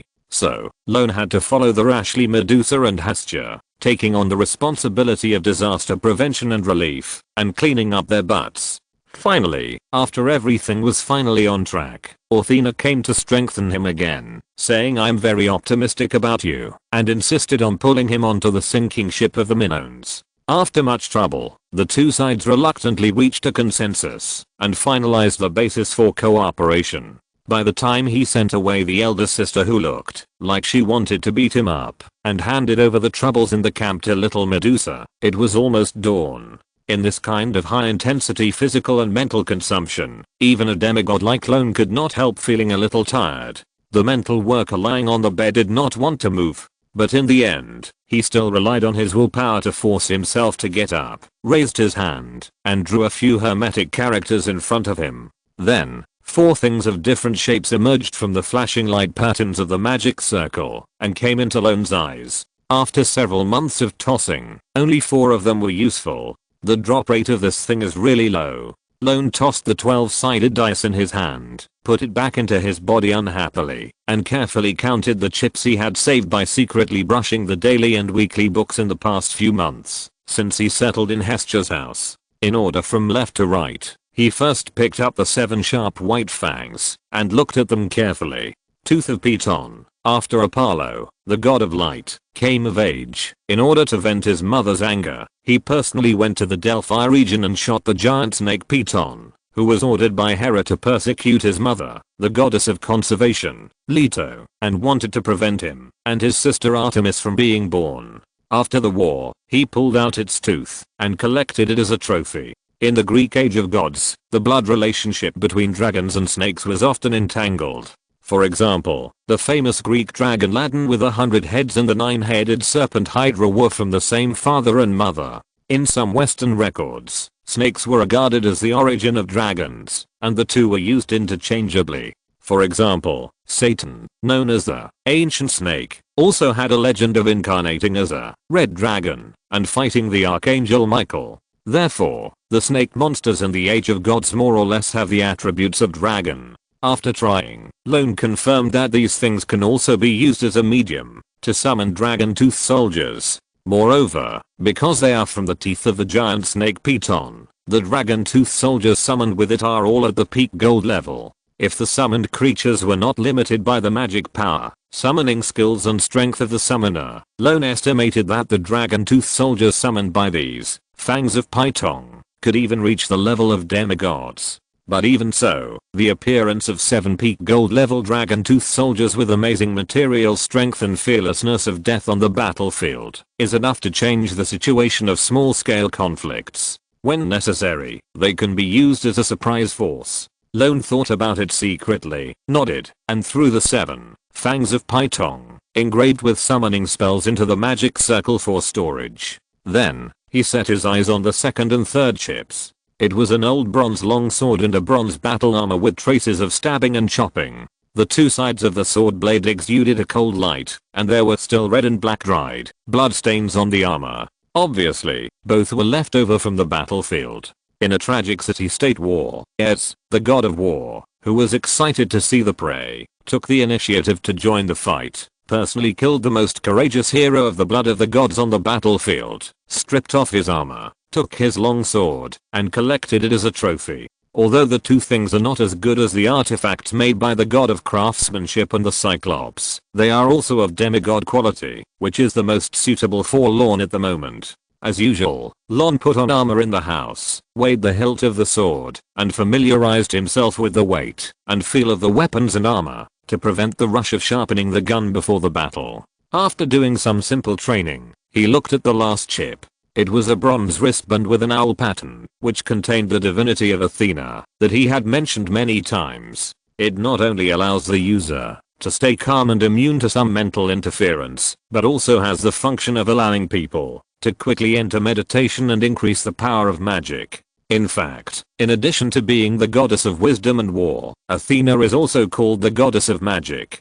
Lorne took a quick glance, put on the bronze wristband, and then lowered his sleeves to hide it carefully. A refreshing coolness flowed through the wristband and spread throughout Lorne's body, relieving the fatigue of both his body and mind. He couldn't help but moan with pleasure. Although there were 4 things that could be used from the silver pool, Lorne's favorite was undoubtedly this pair of wristbands with excellent auxiliary effects. It must be said that, as long as he was not ambushed in the bronze pool, his sister's gold coins were often high quality. So, after this battle, what else is waiting for me on your side, Athena? Lorne, with a feigned expectation, followed by the floating light patterns of the bronze wristband, lay on the bed and fell into meditation and sleep. Chapter 62. I choose to give up thinking. The night faded away and dawn broke. As the faint morning light shone into the house through the cracks in the window lattice, Lorne, who had a good sleep, yawned, got up, opened the curtains, and looked out at the entire city of Knossos. In the streets and alleys, the mist drifting from the sea had not yet completely dissipated, but there were already pedestrians and vendors in groups of 3 or 2, either walking out of their homes, or setting up stalls, and starting their usual lives. The curling smoke rose from the nearby houses, and the aroma of food came, diluting the terror and uneasiness that shrouded the city last night. The city defense troops who were originally stationed at the intersections of the city streets and alleys to maintain order also decreased visibly. It seemed that after a night of settling down, the situation had gradually calmed down, and everyone's life seemed to have returned to the old track again. Their goddess, their master, will protect the people of Crete as usual and enjoy a prosperous and stable life. However, Lorne looked around, and his open eyes gradually narrowed. The blockade of the coast outside the city has not been completely lifted. The number of patrol teams in the city is decreasing, but the number of soldiers in the barracks has increased. The defense strength of the observatory, the palace, the temple, and the sacrificial site is also increasing, and the entry and exit of personnel is more frequent. Loose outside and tight inside? Lorne came to the conclusion in his mind, shook his head, calmly closed the doors and windows, went downstairs, and went into the kitchen to light a fire. Professional matters should be left to professionals. At present, the situation on Crete has not deteriorated to the point of life and death, and it is not his turn to worry about the Minoans for the time being. Instead of entangled in these trivial things, it is better to eat and drink well and do what you should do now. As usual, Lorne prepared breakfast for little Medusa and Hestia, who had not yet woken up, and then took the farm tools to the backyard to continue planting seedlings, and practicing swords. The old cyan gold sword chopped, stabbed, and slashed again and again in the empty yard, over and over again. For several days, it was calm. The terrifying tide that occurred in the evening seemed to be just a short-lived dream. The Minoans gradually walked out of the shadows. Those who should go out to sea, those who should set up stalls, those who should farm, and those who should farm. Life returned to peace, and the city returned to its former prosperity and bustle. In recent days, the only slightly explosive news. It was just that the princes who were exiled were urgently recalled by the old king for accountability for their negligence in dealing with the disaster. Of course, according to King Minos' strict law enforcement temperament, these princes with noble divine blood flowing in their bodies could not escape the whip of their old father. They were first beaten half to death one by one, and then all their powers were removed, and they were driven into the temple to pray to the goddess for repentance. It is said that they seem to have not come out for several days, and even the daily meals need to be delivered by Princess Ariadne. Lorne listened to the rumors of the neighbors, and lived his daily life as usual. However, he planted less land, and practiced swords more frequently. Little Medusa lifted her cheeks, and looked at the figure in the yard who was constantly swinging and sheathing the sword, feeling a little confused. Aren't all the problems solved? Solved. Lorne's breathing slowed down slightly, and he turned back to look at the little girl with a confused look on her face, and murmured, "No, it's worse." Little Medusa was stunned, her eyes clear and blank, and Hestia in the kitchen couldn't help but stop the spatula in her hand and slightly poked her head out. Looking at the two smart people in the family, who had no sense of crisis, Lorne sighed and asked in a deep voice, "Guess why King Minos was in a hurry? To recall the princes who were exiled, beat them half to death, took back all their powers, and threw them all into the temple to repent? Logically speaking, it was just a slight fault of slackness, so he shouldn't have taken such a heavy hand, right?" Hastya thought for a moment, and a light bulb suddenly flashed in her mind. She suddenly realized it, and her face was serious. They want to rebel. They must want to kill their father and seize power. Lorne raised his hand to touch his forehead and complained weakly. If they really have this plan, would they dare to come back to Knossos to report? Moreover, even if they want to, they have to have the ability to do so. The prosperity of the entire Crete is almost supported by King Minos alone. Do you really think that he has worked for nothing for hundreds of years? He is old, not dead. In the rapid-fire questioning of Lorne, Hestya's determined eyes became confused, and she looked at the backyard awkwardly and curiously. Then what's going on? Seeing that the eldest sister of the God King family, the famous goddess of the stove, gave up thinking directly, Lorne couldn't help but complain in his heart again. After all, you are born of the same parents. Why didn't you inherit some excellent family genes for treason? Just as Lorne was thinking about how to explain, an uncertain voice came from the side. Could he just take the opportunity to take back the power? Lorne turned his head and looked at the little Medusa with frowning eyebrows in surprise. A smile of approval bloomed on his face, and he began to guide. Then when do you think we need to take back power? Medusa's heart was shaken when she heard the words, and her face was uncertain. Big trouble is coming.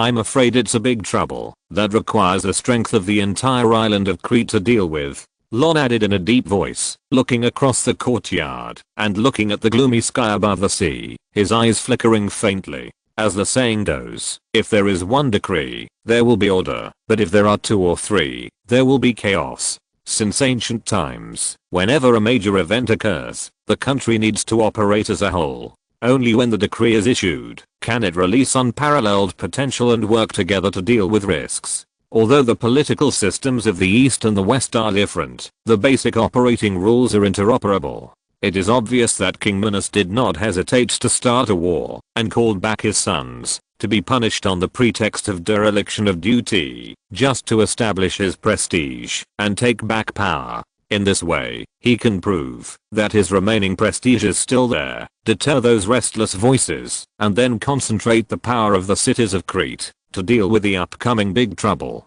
Lorne thought of Athena, who had not appeared for a long time since they parted, and could not help but frown. Sure enough, it has come to that step. Just as Lorne was calculating the next step of the situation, a purple petite figure rushed out. "Anna, where are you going?" Hastya in the kitchen poked her head out, her eyes showing surprise. "Go tell everyone not to go out to sea recently." Little Medusa spoke without thinking. "It's useless." A low voice came from behind, rational and indifferent. Lorne wiped the bronze sword in his hand, his eyes deep and penetrating. The Minoans cannot live without the ocean, just like fish cannot live without water. They always have to live. Before the crisis really comes, before they feel real pain, no one can stop all of them from going to the sea. "I know." Little Medusa nodded, her eyes as firm as before. "But, if you can persuade one, it's one." After that, the petite figure rushed out of the door decisively, and ran quickly towards the coastal camp without looking back. Lorne, standing in front of the door, looked at his empty hands and the small figure that disappeared at the end of the road, and couldn't help being a little dazed. Some people, because they have been caught in the rain, don't want to see people without umbrellas running wildly in the rain, and want to hold umbrellas for others. And some people, because they have been caught in the rain, want to tear up other people's umbrellas and expose them to the rain together. Perhaps Lorne does not belong to the latter, but little Medusa belongs to the former. What a fool. In the courtyard, Lorne shook his head, recalling the scene and experience when he fought fiercely with Athena that night, and gradually entered the state of infinite martial arts, and continued to swing the sword in his hand forward, faster and more fierce each time. Chapter 63. Don't sleep too deeply tonight. The next morning, a noisy and chaotic sound, mixed with a faint cry, came from the port. Something happened. Hester in the kitchen heard the noise, her face slightly condensed, and immediately poked her head out from the stove, looking eagerly at the figure in the backyard. Sensing the gaze that was almost glued to his back, Lorne sighed, put away the bronze sword in his hand, and took the initiative to speak. "Forget it, come with me to take a look." "Okay." Hester immediately felt relieved, hurriedly put down the kitchen utensils, and followed Lorne's buttocks honestly, heading towards the port. Before leaving, her eldest niece Athena warned her to listen to a guy's opinions on everything.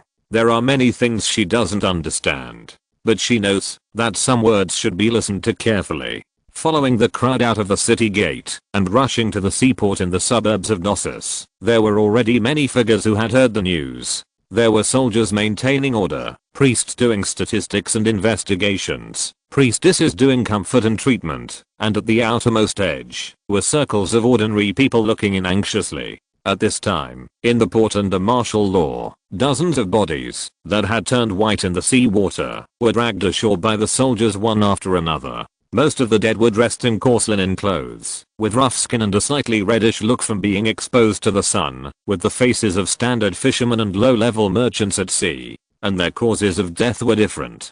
Some of them had faces that showed signs of suffocation due to lack of oxygen, some had twisted bodies, broken bones, some had protruding eyeballs, and were full of horror, and some had their limbs torn off, leaving only half of their torsos. The bloody and tragic scene made some Minoans with weaker psychological endurance around them turn their heads and squat on the ground and vomit continuously. But more people pulled the soldiers and acquaintances around them, anxiously searching and asking questions, or after hearing the bad news, they rushed forward, crying and wailing in disbelief. Obviously, their fathers, brothers, and relatives may be among the dead. As more and more people arrived, the situation became more chaotic and noisy. Lorne frowned slightly, pulled Hester back to a high point outside, and looked out to the sea. The turbid waves hit the shore, forming circles of white foam.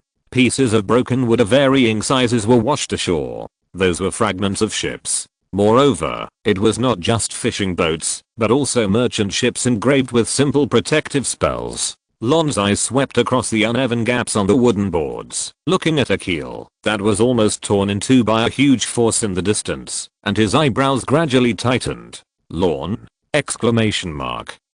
Just as the two of them were looking around, a small purple figure surrounded by a group of white-robed priestesses on the field brightened up and waved excitedly toward the high point outside. "Is this girl here too?" Lorne raised his eyebrows, nodded from a distance, and then pointed to a relatively remote and quiet place in a subtle way, turned around and disappeared into the crowd. After a while, little Medusa, who understood the meaning, came to the agreed place and joined Lorne and Hester, who had been waiting there for a long time. "It's a ship sailing from Crete. They have an accident." As soon as they met, little Medusa explained the situation directly and looked at Lorne opposite with burning eyes. Lorne, who had expected this, was not surprised. He murmured in a low voice, "It's faster than I expected." Then, he pinched his eyebrows and asked the Athena messenger, who had been officially certified by Minos, "What about the number of ships, casualties, and the scope and location?" From yesterday to today, there were a total of 7 ships sailing. The wreckage found in the harbor was identified as belonging to 3 of them. There is no information about the remaining 4. Little Medusa told the news she knew truthfully, then paused, bit her cherry lips with her pearly teeth, and lowered her voice. "There are 19 dead people, and no survivors have been found so far. But soon, the little girl's face covered by haze bloomed with a touch of light again. However, I have asked the temple to light the holy fire on the seaside tower as soon as possible to guide the remaining 4 ships that have lost contact. Moreover, if there are magicians on board, they can also find a way to establish contact with the priests stationed on the tower based on the ether resonance. Do you really think that the wind and waves on the sea can tear the ship into that state?" Lorne spoke faintly. Although he was a little reluctant, he still cruelly and resolutely shattered the glimmer of luck in little Medusa's heart. "I'm afraid they encountered a sea beast. In the dangerous Oceanus Sea, it goes without saying what happens to ordinary people who encounter sea beasts." Hearing this, little Medusa's eyes dimmed a lot. Sister Beatrice's father and Grandpa Contanious' son are all still on one of the missing ships. However, the little girl didn't have time to worry about others for too long, and the question in her ear interrupted her grief. When did the 3 ships whose wreckage was found leave the port? It seems to be yesterday afternoon. Little Medusa thought about it carefully and gave a serious answer. Yesterday afternoon? Lorne's eyes flashed, and he took the initiative to speak. Do you have the time of entering and leaving the port, the investigation of the corpse, and the sea chart marking the trade routes and nearby fishing grounds? Give me a copy. Okay. Hearing the request, little Medusa nodded without hesitation, and then trotted towards the priestesses in the crowd. While the little girl left to get the sea chart, Lorne turned to look at Hestia on the side. Do you know some experienced old fishermen nearby? I have something I want to ask. Yes. Hestia, who was doing nothing, was refreshed when she heard the words. She immediately looked around and pulled an old man with a hunched figure from nearby. The frost on his face and the calluses on his hands were enough to prove his identity. Looking at the somewhat sad face in front of him, Lorne was slightly stunned. He remembered that the old man seemed to be called Dionysus, Lady Anna's brother. If you have anything to ask, just say it. The old man tried to force a smile from his face and took the initiative to speak. Lorne gathered his thoughts, nodded, and quietly asked a few questions about the day and night tides, the speed of the ship, etc. The old man named Dionysus was indeed an old fisherman. Although his description was a little vague, he was able to give Lorne relatively accurate data, based on his rich experience. As the questions and answers confirmed each other, Lorne's eyes were thoughtful. Here we go. Soon, the little Medusa, who had returned with a full load, ran to Lorne with several sea charts in her hands, put them on the ground, and spread them out one by one. Lorne did not speak, picked up the branches, and while examining the various signs in the waters near Crete, he wrote down a few lines of numbers and made a rough calculation. When the results appeared in front of him, his face was inevitably a little solemn. Little Medusa saw Lorne's expression and subconsciously stepped forward to ask, "What's wrong?" Lorne waved his hand, and after Hestia understood and sent away the old fisherman beside him, he turned his head to look at the newly appointed messenger of the goddess of wisdom beside him, and spoke faintly. Believe me, remind the city defense troops and temple priests guarding the coast not to sleep too deeply tonight, especially in the first half of the night. Hearing the low and serious voice, little Medusa, who was familiar with the character of the man opposite her, frowned and nodded heavily. Chapter 64. When the kitchen god thinks, the Dionysus laughs. In the evening, the two returned home. As soon as he entered the house, Lorne went straight to the second floor with a clear purpose, opened the door, rushed into the bedroom, and fell asleep. Hestia, who was downstairs, looked at the closed bedroom door with a lot of questions, opened her mouth, but finally did not speak, turned around and carried the purchased supplies into the kitchen to prepare dinner. Since little Anna was not there, only 2 meals needed to be prepared tonight, and the workload was reduced. However, the stove goddess in front of the stove was a little absent-minded. She almost cut her fingers with the knife several times, and made frequent mistakes in the steps of cooking, frying, seasoning, etc. As a result, Hestia spent more than 2 hours to prepare a simple dinner, and finally brought it out from the kitchen full of smoke. At this time, Lorne in the bedroom on the second floor still showed no signs of waking up. Hestia had to finish her portion first, and then sat restlessly at the dining table, looking out the window from time to time at the dark night.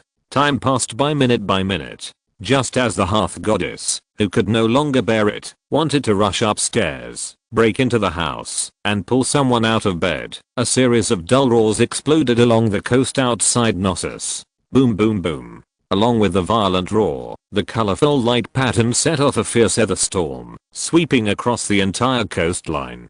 Defensive spells and magic traps. So many! Exclamation mark. Hestia looked at the beams of light outside the city that almost illuminated most of the night sky, and was stunned. Puff puff puff. At the same time, the dull sound of flesh tearing rang out one after another in the shallows and on the sea. Things that seemed to be broken limbs and organs were thrown around at will, and the strong smell of the sea floated in the turbulent wind. with the flickering light patterns of the magic circle. Hestia, standing in front of the window, looked at the twisted and squirming outlines on the sea and the shadows that kept floating up from the deep water, and her face was full of astonishment. What? Beast tide. With the lazy sound of getting up, the closed door on the second floor opened, and Lorne yawned and walked down the stairs, sat at the dining table, picked up the plate, and slowly served himself rice and dishes. Recalling what this guy told Anna during the day, Hestia was shocked. You guessed it, a long time ago. Not guessing, but calculating. Lorne took a bite of the still warm food, corrected unhappily, and then knocked on the corner of the table to signal. If you want to know the reason, sit down and I'll tell you. Hestia, who couldn't stand the curiosity, had to be patient, and sat down obediently opposite, listening to the other party's explanation. Seeing that the stove goddess was obedient, Lorne spoke softly. You must have seen what happened in the harbor during the day. Those ships were definitely not destroyed by wind and waves. After all, wind doesn't eat people. Yes, they should have been attacked by sea beasts. Hestia's mind flashed with the damaged ships and the various miserable corpses. She nodded in agreement, but still couldn't understand the doubts in her heart. But, what does this have to do with the beast tide outside? Every year in the winter season, ships sailing out will inevitably encounter some sea beasts. But 3 ships with different departure times, different directions, and in different seas were attacked and damaged at almost the same time, and then washed ashore on Crete by the tide the next day. Do you know what this means? Lorne rolled his eyes at Hestia, his eyes meaningful. Although this goddess of the hearth was simple, she was not a real fool. Thinking of the sea chart that Lorne borrowed during the day, her face changed. You mean, at that time, from the fishing grounds to several trade routes, they were all crowded with sea beasts? Yes, this is the conclusion I drew through some information such as the time of death of those crew members, the time of going out to sea, and the approximate course and range of activities of the ships. Lorne said, taking out several papyrus papers full of characters from his pocket and throwing them on the table. Hestia also recognized these, which were the statistical data that Lorne asked Anna to get from the priestesses and priests at that time. One doubt was solved, but more doubts came to mind. Then how do you know that these sea beasts will attack Crete tonight? I said, use your brain to think more and calculate more. Lorne sighed helplessly when he saw Hestia's clear eyes. It's been a few months since the harvest festival, and it's the winter season, when they are fattening up.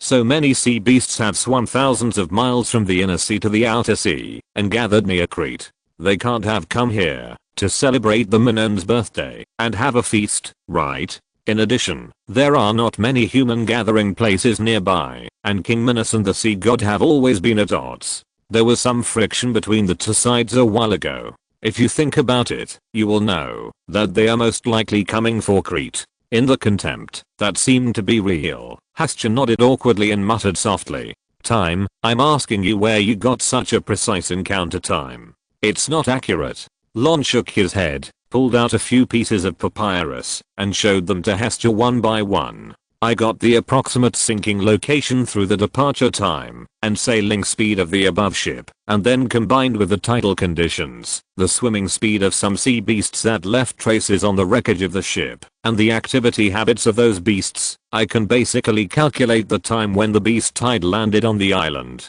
Moreover, the old man said that sea beasts have the habit of going ashore at night, tides, and wind and waves every winter, and then attacking livestock and villagers, but the number is relatively sporadic and the activities are not concentrated. Mutual evidence, plus enough relevant data as a reference, it is not difficult to draw this conclusion. Hestia looked at the densely packed characters on the 3 full pages of manuscript paper, which made her dizzy, and swallowed unconsciously. You call this not difficult? Lorne, who had no idea that he was being looked up to by a poor student goddess, finished the last bite of rice, turned his head, and looked at the coastline with light patterns outside the window, and couldn't help but sigh. But to be honest, I'm not completely sure. I just gave it a try. I didn't expect that King Minos really believed it. Looking at the density of the defensive spells and magic traps, I'm afraid he must have mobilized half of the priests and officials of the temple in Knossos. Yes, with such thorough preparations, there shouldn't be any problems now, right? Hestia stood up and stared at the sea beasts that were constantly being killed and repelled by curse bullets, magic beams, arrows, javelins and other attack methods, and couldn't help muttering, "La." At this moment, a gentle and lingering song came from the sea. The soldiers in the front row were immediately intoxicated by it, and their souls resonated with it, and then, they moved forward woodenly, stepped into the air, or fell straight onto the cold cliff face, and turned into a pile of mincemeat, or fell into the surging waves, and turned into food for the sea beasts. Siren. The blood of the gods. Hearing the beautiful but cruel and crazy demonic voice on the sea, Hestia's face changed, she stood up, and rushed to the door. "If I were you, I would not step out of this door tonight." A faint groan came from behind, and Lorne stood up, took out the refrigerated fruit wine, and filled the 2 cups on the table. The third update is here. If you're listening to this novel on a channel other than Fanfic World, it means they downloaded and uploaded it without effort. We cordially invite you to visit our channel, Mundo Fanfic Novelos. There you'll find the original version of this story and you can explore many other novels of various genres. We're waiting for you to immerse yourself in a world of incredible novels.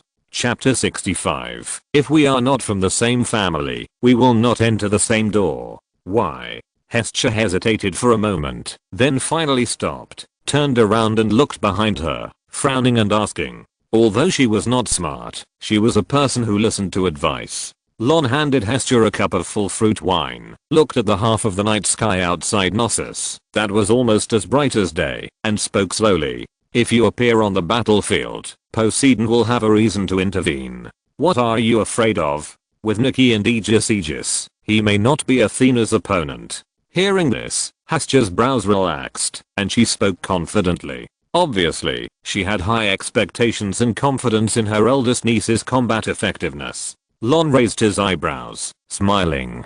"Then what?" "What?" Hestia opened her mouth subconsciously, but saw that Lorne's face had turned cold, and his voice became more sarcastic. "You don't really think that Crete has to face only Poseidon, do you?" The unexpected question made Hestia a little confused. "Do you remember why Athena came down from Olympus early?" With a meaningful reminder, Lorne looked at the vast sea under the night sky and said faintly, "Poseidon's favor is not so easy to repay." In an instant, Hestia heard the implication. Her brain was shocked, and her face changed slightly. "You mean Ares and Aphrodite may have been involved? What else?" Lorne glanced at the goddess of the hearth, who had only realized it at this moment, and snorted coldly. Not long after the mess on Mount Olympus ended, the temple of Poseidon took action against Crete. King Minos has been making trouble for so many years, but Poseidon has not come to punish him. It happened at this time. Don't you think it's just a coincidence? Hestia was speechless, and could only vent her frustration to her unruly relatives. They actually hooked up with each other. Shameless. Yes, as the god of war, has always coveted the power of victory. When Aphrodite was caught cheating, Athena stood up for Hephaestus. With these old grudges and interests at the forefront, plus Poseidon just came forward to guarantee them, the two sides hit it off, which was almost expected. Lorne paused, looked at Hestia and added lightly, "Otherwise, according to Poseidon's character, he has endured for so long. How could he take the initiative to cause trouble to Crete if he didn't have some confidence in winning? The majority bullies the minority, right? Then we can also call Artemis and Hephaestus." Hestia clenched her fists and angrily defended her niece. "You are the only one who knows how to call people. Ares' good mother Hera, and Hermes who just slept with Aphrodite are not decorations. That's it. I haven't counted the many marine gods hiding in the corners of the Oceanus Sea. Poseidon represents not one person, but a group, understand?" Lorne was so angry that he laughed, and rolled his eyes at the stove goddess who only grew fat but not hot. Why did Hephaestus lose last time, even though he was right?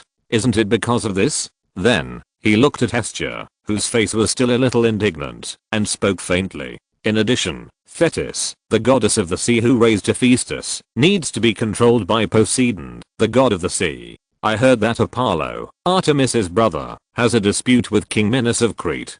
Do you think the two of you are willing to wade into this muddy water for Athena and King Minos?" Faced with this ironclad fact, Hestia asked herself a few questions and suddenly became silent. Indeed, according to her understanding of her nephews, nieces, brothers and sisters, this is not necessarily the case. If it is a matter that can be solved by just calling people and fighting, the goddess of wisdom can handle it herself, and it is your turn to speak. After a thorough analysis, after Hestia dispelled the urge to show off her IQ, Lorne advised earnestly. On the contrary, only by prohibiting the participation of the Olympian gods can the Minoans face this storm with a slight chance of winning.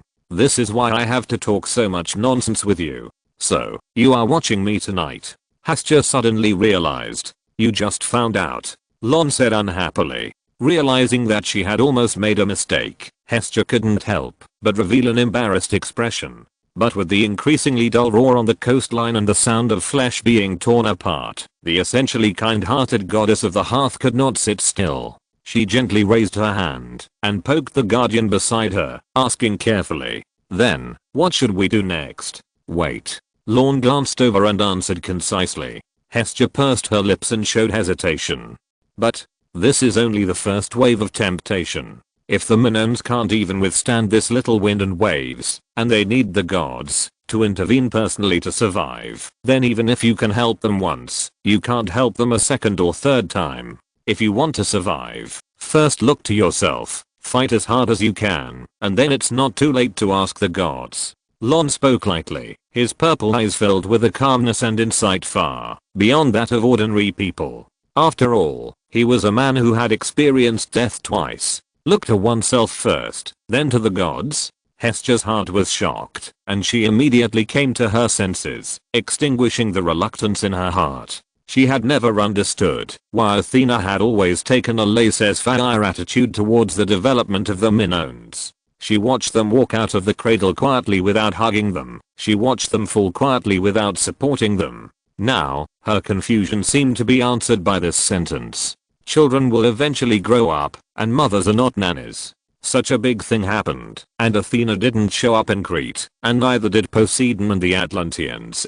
There were only these sea beasts that people couldn't catch on the sea. Seeing that Hestia's granite head was finally enlightened by one point after another, Lorne muttered a few words, then looked at the holy mountain dotted with stars in the distance, and spoke softly. "If I'm not mistaken, our goddess of wisdom should be on Mount Olympus now, trying to prevent Poseidon and the Atlanteans from interfering." "Yes, Athena said that before she left." Hestia, who knew some of the inside story, nodded slightly, and looked at Lorne with an increasingly strange look. Did he guess it again? How come this guy's like a worm in a person's stomach? No wonder Athena wanted him to be her subordinate god so much. These two are simply twins carved from the same mold. Wait, twins? So, are you listening? The long and cold voice in her ear interrupted Hestia's thoughts. She came back to her senses in a trance, looked at the face in front of her awkwardly, and nodded like a chicken pecking at rice. Listening.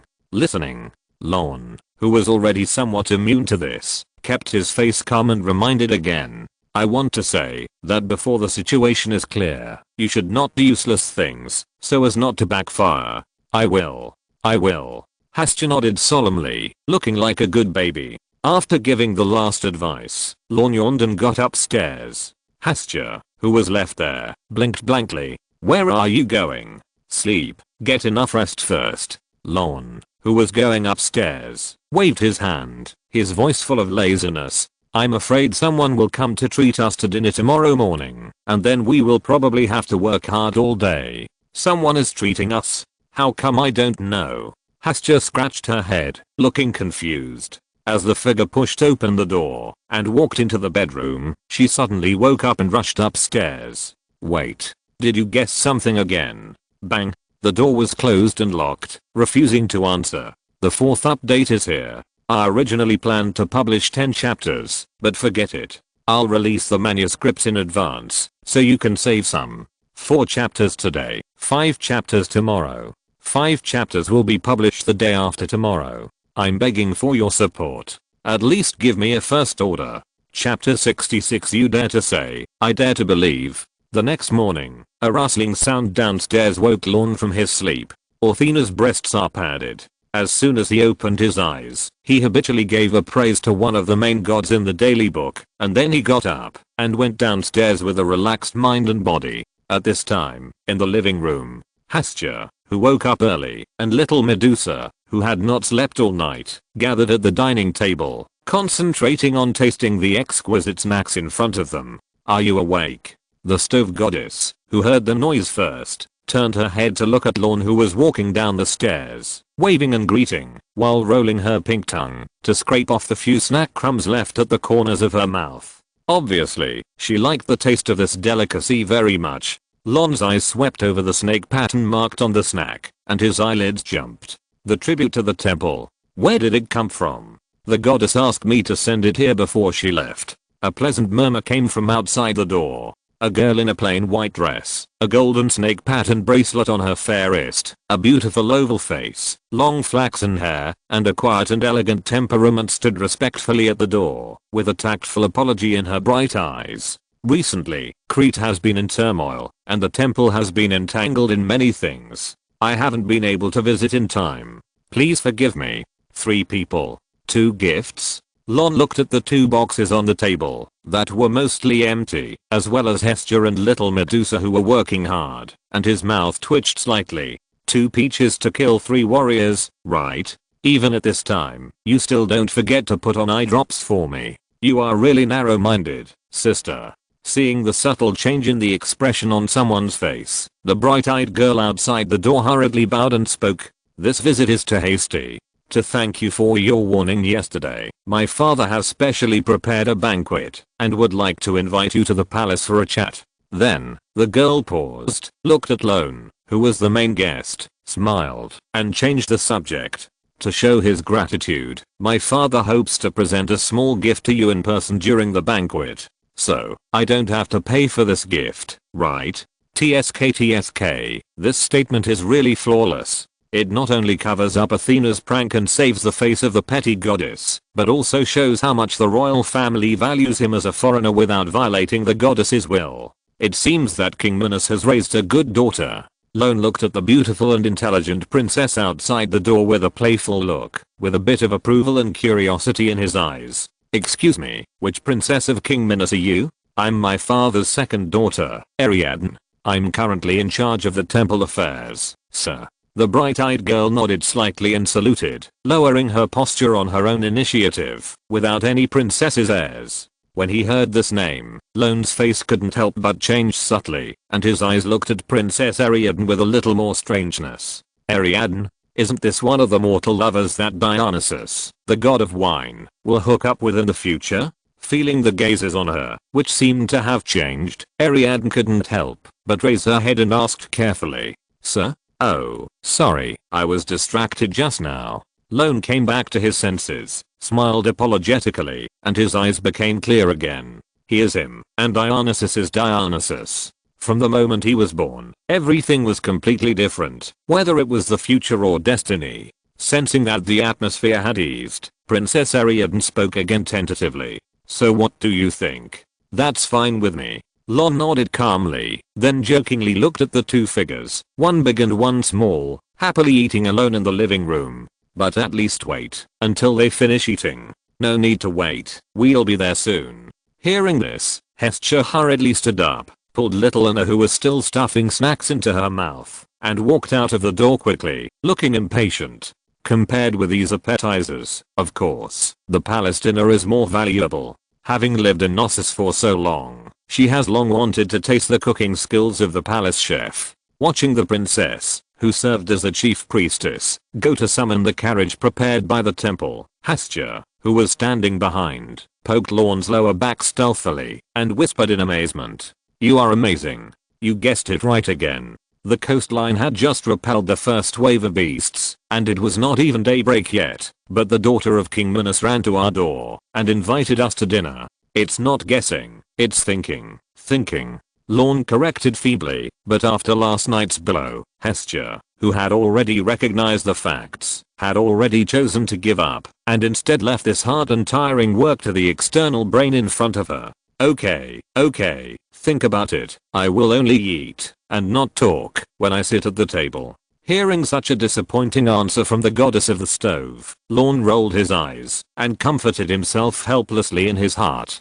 "Forget it, it's my choice anyway." If she was too smart, I might not ask her to take the blame. Soon, a carriage with bronze snake patterns and badwing carvings, which was low-key and luxurious in the overall style, came to the door, picked up the 3 people, and drove away towards the palace of Gnosis. Due to the superposition of various protective runes, the carriage was not only comfortable but also fast. It took only a quarter of an hour to reach the destination. As the vehicle stopped, the chief priestess who was in charge of accompanying them lifted the curtain and led the 3 people out of the car. "Please follow me. My father is waiting for you." The 3 nodded and followed the princess. After several turns in the huge palace, they finally came to a relatively secluded courtyard. In the empty courtyard, an old man with a gloomy mood was sitting alone in front of a stone table. His body was hunched, his eyes seemed to be closed, and his face with ravines and gullies was full of fatigue and old age.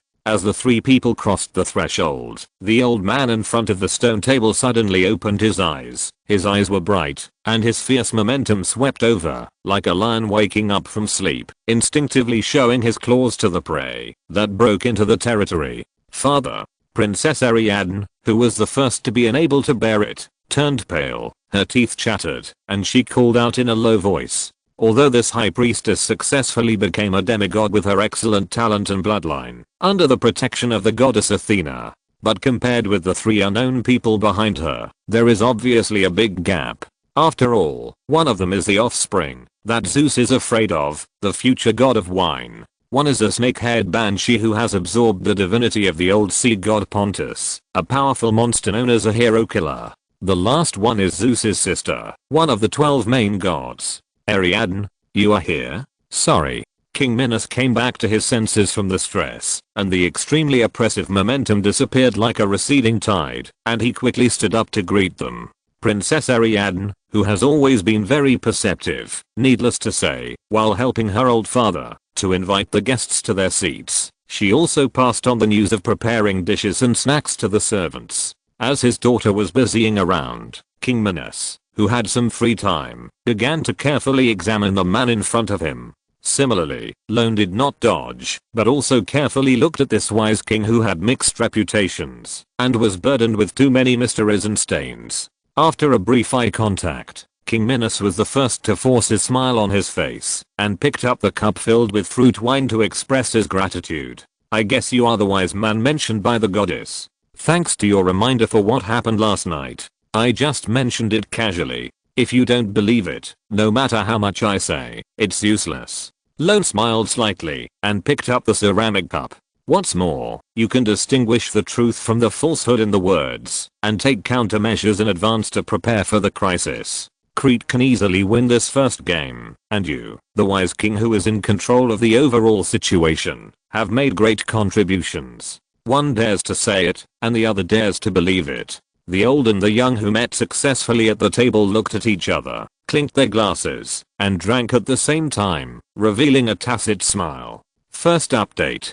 Chapter 67 Blood Rage, Entering Rampage. According to the will of the goddess, if you encounter any problems, you can ask for help. After drinking a cup, King Minos stated his intentions in a serious manner, and looked at Lorne opposite with a piercing look. "This time, I invited you to come here to ask for advice on how to deal with the next second wave of beasts." Obviously, after a period of observation and thinking, he finally determined who was the person he was really looking for in Athena's words. Lorne put down the cup and raised his eyebrows slightly. "Have they retreated?" "Not yet." King Minos shook his head, spread out the sea chart presented by Princess Ariadne on the table, and pointed to a sea area not far from Crete. "The first wave of attacks was expected by us. They suffered a great loss when they landed on the shore, and many were killed and injured. In addition, the semi-god level siren banshee who led them was killed by the Lord of God. These beasts lost their leader and fell into chaos, so they temporarily retreated here to rest." While speaking, the old man looked at Anna opposite and nodded to express gratitude and respect. Hearing this, Lorne glanced at the little Medusa beside him. "So that's what happened. I was wondering why the beast tide last night was so quickly suppressed." Noticing the gaze from Lorne, little Medusa lowered her head somewhat guiltily. However, the expected blame did not come as expected. A hand emitting warmth covered her little head and gently stroked it. When she looked up and peeked, the pair of purple eyes were just flowing with a faint pampering and concern. Little Medusa couldn't help but feel warm in her heart, and she felt more confident and sat up straight. But as soon as her little head was straightened, it was hit hard. Next time, don't take such risks alone. A soft hum came from the ear, and little Medusa hugged her head and nodded angrily. After briefly teaching a sister who was too reckless, Lorne turned his attention back to the attack and asked the questions he was concerned about. What are the specific losses of both sides? 37 people were killed in Gnosis and 58 were seriously injured. 87 people were killed in Nausea, and 153 were seriously injured. 92 people were killed in Judas, and 118 were seriously injured. Overall, nearly 200 people on the entire island of Crete completely lost their combat effectiveness. King Minos paused and added again. Of course, the losses of that group of beasts were even heavier. It is roughly estimated that more than 2,000 sea monsters and sea beasts of all sizes died in the first wave of attacks. Lorne listened quietly, and the expression on his face did not relax much. With deliberate calculations, the war losses were close to 1 to 10, which seemed to be okay. But there is a terrifying gap in size between the Sea of Oceanus and the island of Crete. According to his observations on Aeolus for more than 10 years, most of the sea beasts and sea monsters in the Sea of Oceanus are only the middle and lower levels of this huge ecosystem, and there are almost as many as you want. Only the clans with divine blood can barely squeeze into the middle and high levels of the ecosystem. But the number of humans on the Crete side is extremely limited. And among the cities, there are even fewer people who can leave their jobs to join the army and form combat effectiveness. Even if they are added together, there are only tens of thousands of people at most. Every reduction is a huge loss for Crete. In the first confrontation, 300 people lost their combat effectiveness. The situation is actually not optimistic. Moreover, this is just the sea beast tide that was driven to lead the battle. Few of the real divine blood clans have appeared. If it is more extreme, including the million-strong army of Atlantis, let alone Ron or Athena can't save the Minoans. No wonder the goddess of wisdom tried her best to avoid a head-on conflict between Crete and Atlantis, and took the lead in bringing the matter to Olympus and directly sealed the accounts of the ocean gods. Otherwise, the Minoans can only prepare to dig pits and dig graves in advance. Lorne thought about the current situation in his mind, pinched his swollen eyebrows, and secretly comforted himself. But there is no need to be so pessimistic. Sea beasts are different from human armies. They can be summoned and dismissed at will. This is an advantage and a disadvantage. As long as a few leaders can be defeated, they will be scattered. Moreover, this is the mythological era. On the battlefield, a strong individual can easily change the pattern of the battlefield and determine the direction of victory or defeat. For example, this time, as soon as the little Medusa killed the demigod-level siren, the first wave of beast tides could not be maintained immediately. And if the million-strong army of Atlantis could really deter the gods, it would not sink to the bottom of the sea. Don't be afraid, it can still be operated. Lorne adjusted his mentality and gave his own judgment. It seems that the first wave of beast tides is indeed a test. It's also revenge. King Minos sighed. The wrinkles on his forehead deepened a little and added faintly. According to a captured siren, the blood family of the gods on the Oceanus Sea were massacred by humans some time ago, so they gathered together and launched a beast tide to seek revenge. Lorne's eyelids twitched, and after a brief pause, his voice was filled with indignation. Oh, it's really a clean accusation. I'm afraid Crete can't blame the sea god this time. The old King Minos didn't say anything, but clenched his fists tighter, faintly making bursts of bone crackling sounds, and his whole face was uncertain. Seeing that this old man was almost full of blood and anger, when he mentioned an old enemy, Lorne quietly moved his chair back and coughed dryly. Hey, your majesty, speaking of which, I have always had a question, and I hope you can answer it.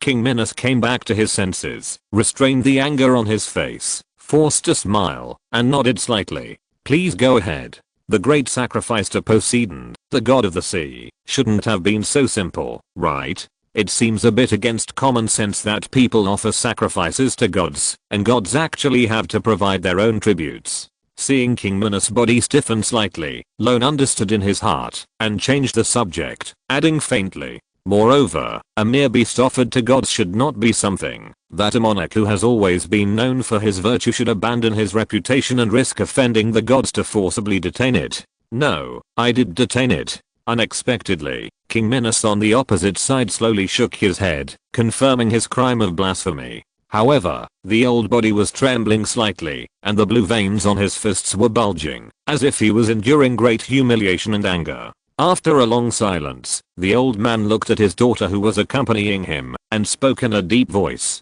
Ariadne, go and see how the dishes are being prepared in the kitchen. Okay, father. The thoughtful princess immediately understood, nodded, and left the courtyard, carefully closed the door, and disappeared at the end of the corner of the road. Watching his daughter go away, King Minos' golden divine power surged, building a close barrier that enveloped the entire courtyard. After another long silence, the old man finally made up his mind and spoke painfully and difficultly. Because Poseidon deceived me. That was not an ordinary bull, but the embodiment of divinity and authority of Crete.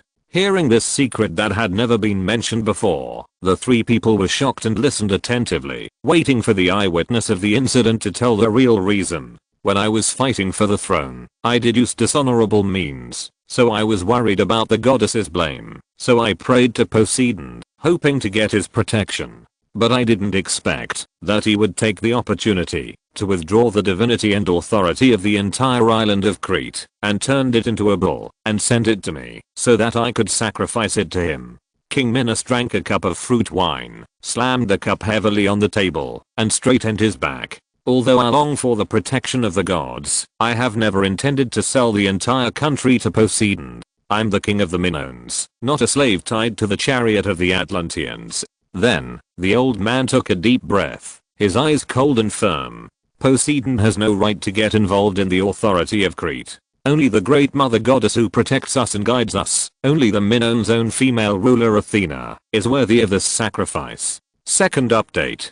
Chapter 68. Several kids for one meal. The echo was still in my ears, and it was deafening. After listening to the whole story, combined with the information he knew, Lorne finally pieced together the complete truth. In fact, the image of bulls and bull-headed human bodies represents holiness and dignity in many civilizations, and is also a symbol of authority. This is especially true for the Minoans, because the mother of the three Minoan brothers, the goddess Europa, was carried away by the bull transformed by Zeus, and then the two sides united, and the Minoan civilization rose. Therefore, in their sacred emblems, in addition to the goddesses incarnated by birds and snakes, there are more symbols of bulls and bull-headed human bodies. And if according to King Minos, he, the king, sacrificed the bull, which was transformed by the royal power and divinity of Crete, to Poseidon, according to the logic of the Age of Gods, this means that Crete will be branded with a Poseidon faction from now on, and be dominated by it.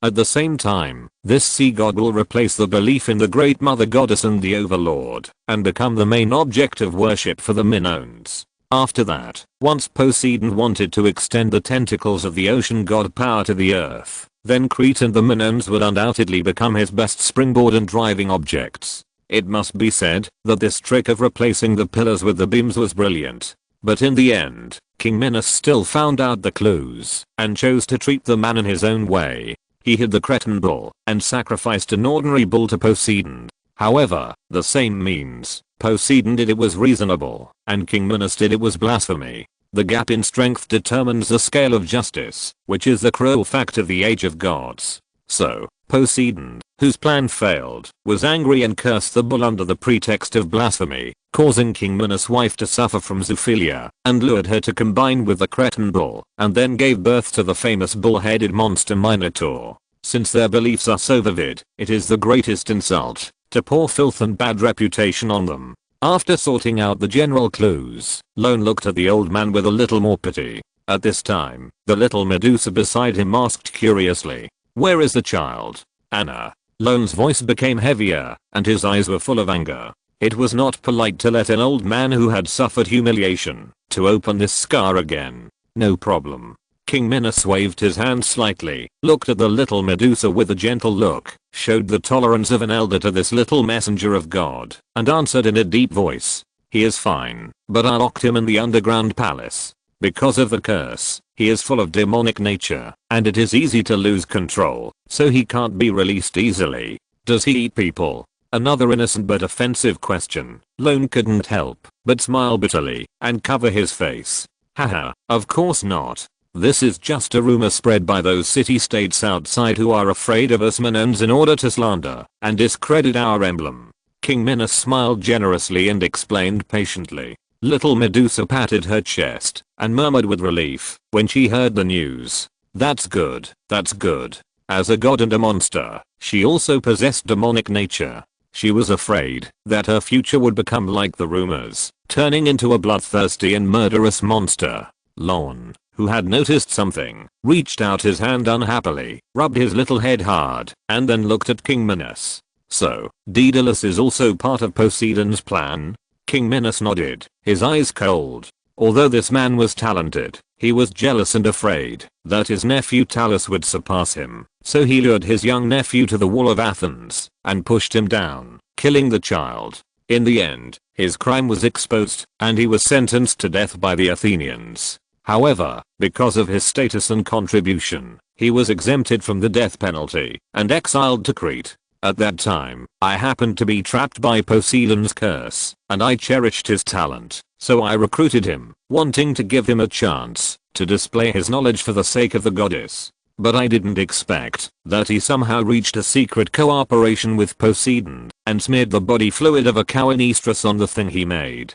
At this point, King Minos, as the victim, had a gloomy face, and he obviously wanted to pull Daedalus out and cut him into pieces. At this time, Lorne understood. It was the queen who suffered from zoophilia. Now that King Minos knew this, he would definitely hide his wife and beware of Poseidon's revenge by borrowing the Cretan bull. But in the end, the queen did not take the initiative to find the Cretan bull to cheat. Instead, the queen who got into the wooden bull was accurately locked by the Cretan bull that broke into the palace and then killed. Obviously, there must be something fishy here. If Daedalus did not do anything, it would not make sense at all. Therefore, his son's death, while crossing the Sea of Oceanus, was also the retribution for his repeated evil deeds. Of course, it is also possible that Athena secretly made a move. Wait, since Poseidon did such an excessive thing, what about Zeus? Doesn't he care? He is your father. At this time, Hestia on the side could no longer bear it and threw away the promise of only eating, not talking, and looked at the eldest nephew with some indignation. Father? King Minos sneered and shook his head expressionlessly. I have prayed to him countless times, but he has never responded to my call. Could it be that he didn't hear me? As soon as Hestia opened her mouth, she shook her head subconsciously and overturned the side ear. The face of God cannot be looked at directly. The name of God cannot be called lightly. This matter of faith and divinity was mentioned repeatedly, and Zeus, as the object of the summons, could not be ignorant of it. Moreover, King Minos himself is a pure blood of him, and the mortal goddess Europa. Based on the connection between father and son alone, Zeus could not have no sense of this. For a moment, Hestia, who couldn't think of an answer, was a little confused. Before, I couldn't figure it out either. I always thought that I was the first to break the oath, and he couldn't and didn't want to stand up for me and confront his brother.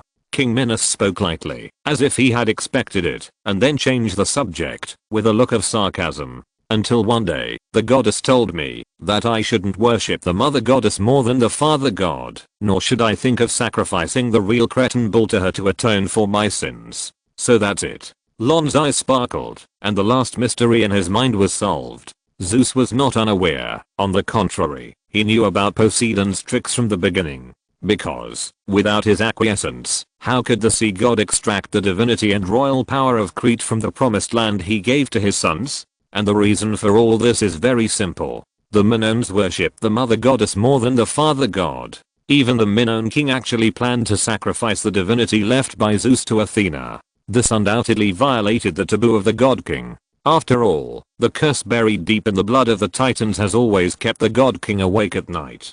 But I'm afraid that Zeus, with all his calculations and precautions, did not expect that the Cretan bull, which contained the Cretan royal power and divinity, would eventually become a sacrifice to Athena after many twists and turns. With the decline of Minoan civilization, the out-of-control Cretan bull ran around the island of Crete, spewing fire and causing disasters everywhere. Until Hercules, who had undergone 12 trials, landed on the island of Crete, subdued it, and then presented it intact to Hera. But the Queen of Heaven, whether she didn't know the value of the bull or deliberately humiliated it, directly released the sacrifice that Hercules presented to her. In the end, the Cretan bull was caught by Athenian Prince Theseus and sacrificed to Athena. With a sneer in his heart, Lorne looked up at his brother, whose beard and hair were almost completely white, and whose face was old and sad, with pity in his eyes. So, from then on, you stopped offering sacrifices to the Father God. Since the gods no longer favor people, then people have no obligation to worship gods anymore. King Minos nodded quietly, and there was a hint of sarcasm in his calm words. Besides, it was the prophet Prometheus who created our bodies, and it was the great mother goddess Athena who gave us souls. The gods only created this small garden called world. Hestia, one of the main gods, opened her mouth and wanted to argue, but in the end she was speechless and chose to purse her lips tightly and lower her head to eat. Chapter 69. I just want to live. I don't want to die. Okay, that's all. Let's not talk about these old things. As everyone ate their fill, King Minos came back to his senses and turned to look at the mysterious wise man who was highly expected by the goddess Athena and talked about the most difficult problem at the moment. What suggestions do you have about the beast side? Can you calculate the time of their next move? Lorne asked back. Although they lost a lot of sea beasts and sea monsters, it is far from a serious injury to them. After all, there are too many of these things in the Oceanus Sea, and they seem to be constantly gathering near the island of Crete. At this point, King Minos' face was a little ugly.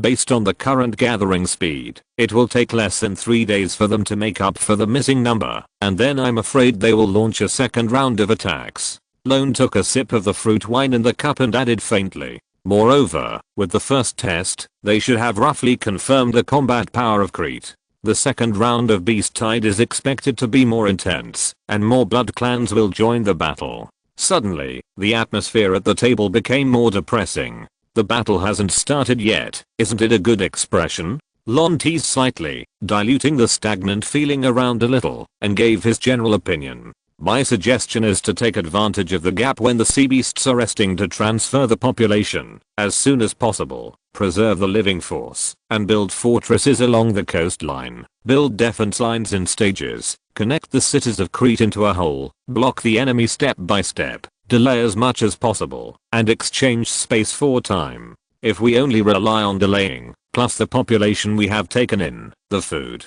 weapons, and medicine reserves in the city may not be enough to survive the winter. King Minos reminded in a low voice, with some hesitation in his eyes. Don't worry, the other side is more anxious than us. Lorne responded thoughtfully, pointing to Mount Olympus in the distance with a smile. Crete is a key point of transportation in and out of the Sea of Oceanus. If you want to isolate it from the outside world, you have to block almost half of the coastal waters.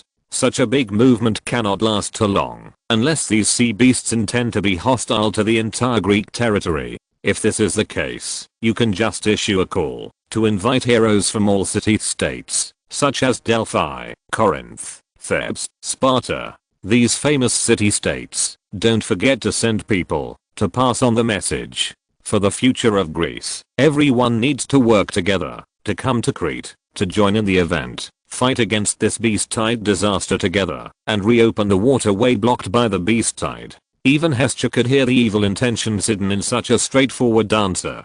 Delphi is the territory of Apollo, the Corinthian believers are the sun god Helios, and Thebes and Sparta are involved with the god of war Ares. Involving so many city-states is equivalent to indirectly pulling down a group of gods and forcing them to stand in line again. At that time, Poseidon, the lord of the ocean, will be roasted on the fire. As for why we can't invite the heroes of those city-states to enter now, the reason is also very simple. Without relevant interests, how could they easily stand up for the Minoans? It seems that this beast tide is not so unsolvable, as long as it is delayed long enough.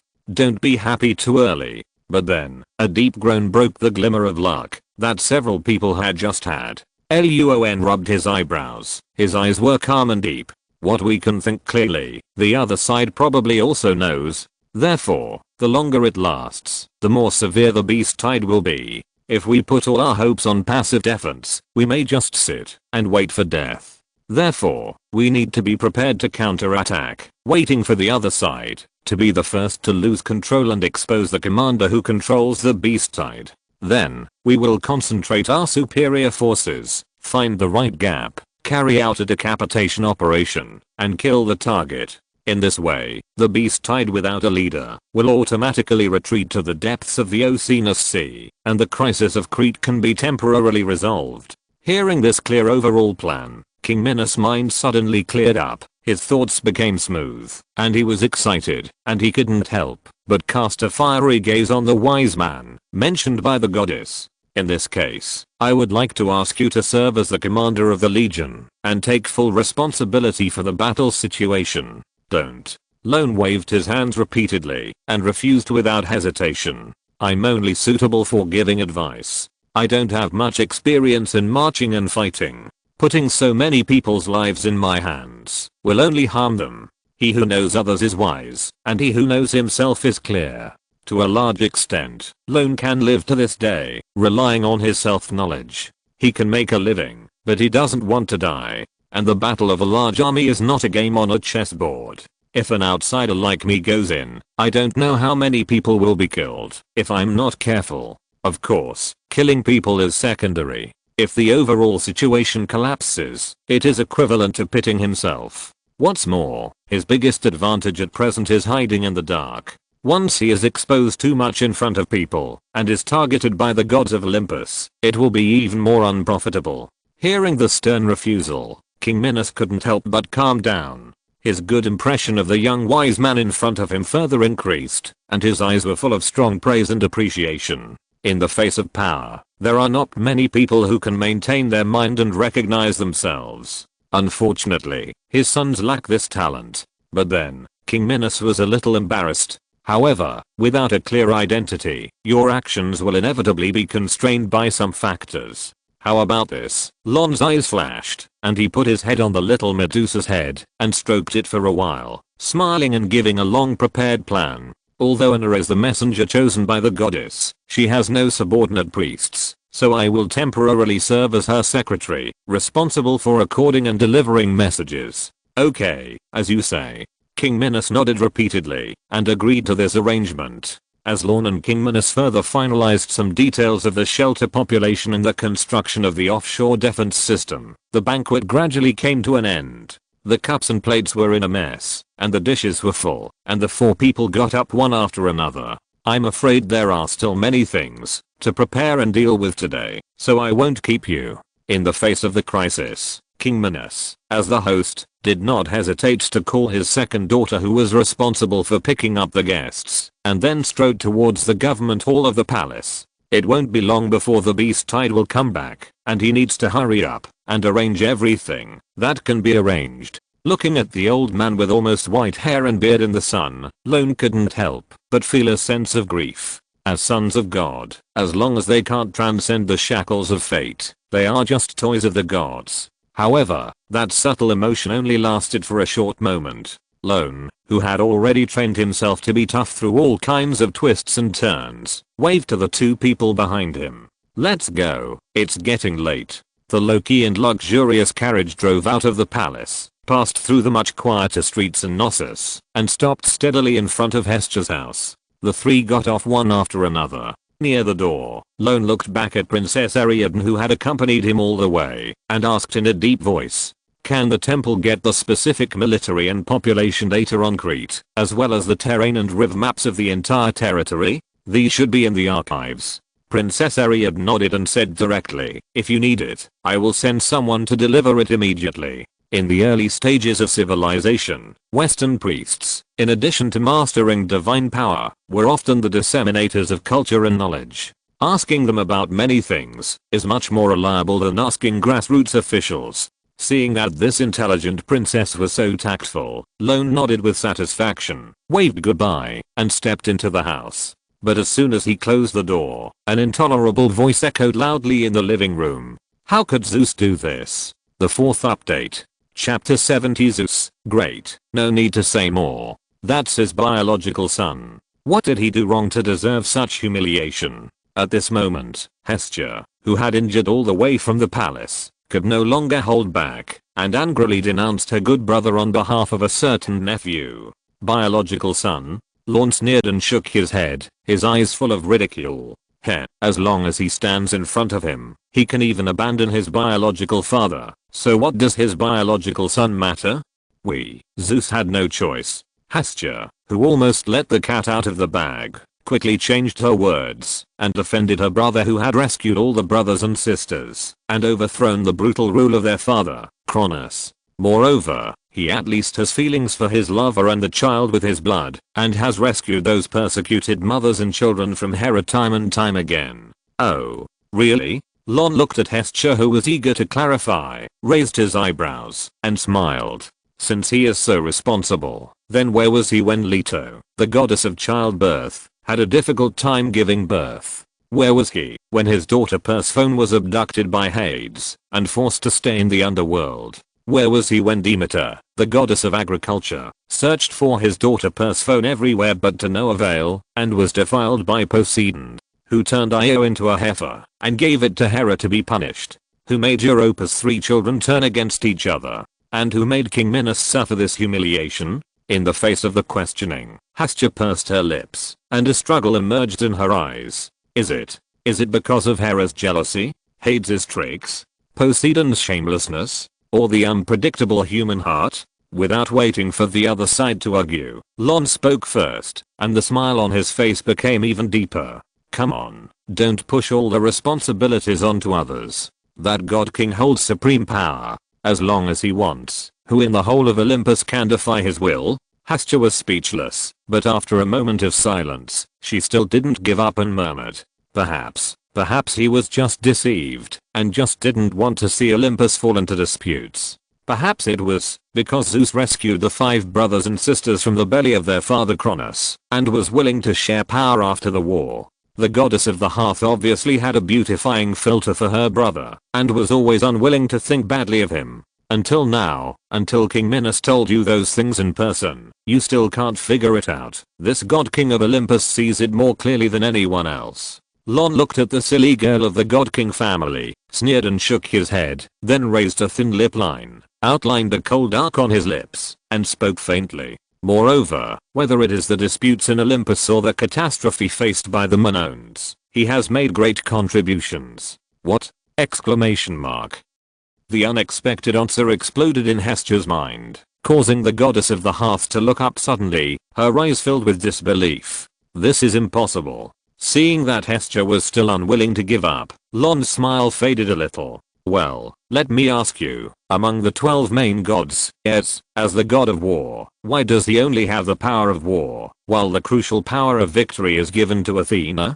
Because Ares was reckless. Unrestrained force will only bring disaster and disputes, so victory requires wisdom to control, so only Athena is the most suitable. Hestia spoke subconsciously, and a logically self-consistent argument made her eyes brighter and brighter, and she was more confident. Moreover, in order to let Athena keep the power of victory, he also split the Aegis shield in 2, and gave it to the child, which is enough to prove his love for Athena. Will Ares bring disaster and disputes? Oh, when did the gods who respected force, and launched a flood, to destroy the world become so kind? As for the love for Athena? Hearing this naive idea, Lorne couldn't help but sneer. Then the question is, what will Ares think if the power of victory is taken away? What will Hera, the queen of heaven, think? Hestia shuddered, her voice a little dry. So, Ares has always been against Athena? It's not just Ares. Lorne snorted coldly, the look in his purple eyes was deep and dark, as if he could see the most essential evil desires and filth under the bright appearance of the god king.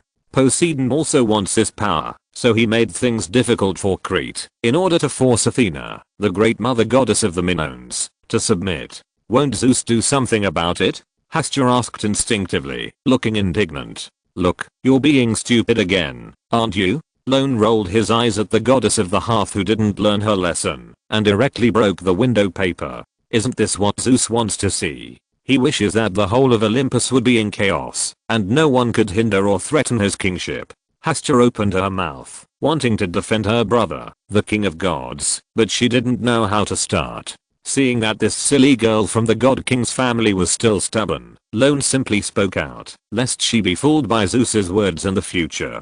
Not only is Athena surrounded by enemies now, Ares has been deprived of the power to win, and has become an unwinnable god. This is probably part of his plan. Why? Hestia couldn't figure it out, or maybe she didn't want to understand. The reason is very simple. Ares is Hera's most beloved youngest son and a powerful god of war. If he has the power to win, coupled with his mother's doting, it is hard to guarantee that the old story of the god king family will not be repeated. Kronos and Zeus himself all came to power in this way, so the power of war must be divided. Athena is different. She is alone, and no matter how strong she is, she cannot get the support of most of the main gods of Olympus. At least she will never pass the test of Hera and Ares. And surrounded by powerful enemies, she is destined to rely on Zeus and become a tool for the father god to divide Olympus. If you don't believe it, think about it yourself. If Zeus really dotes on this daughter so much and really can't bear to see Athena suffer any grievances, why didn't he let her mother Metis out? And why did he swallow the pregnant goddess of wisdom directly into his stomach at that time? Lorne glanced at Hestia, whose face turned blue, and further tore open the bright and beautiful surface of Olympus, revealing the dirty flesh and blood inside.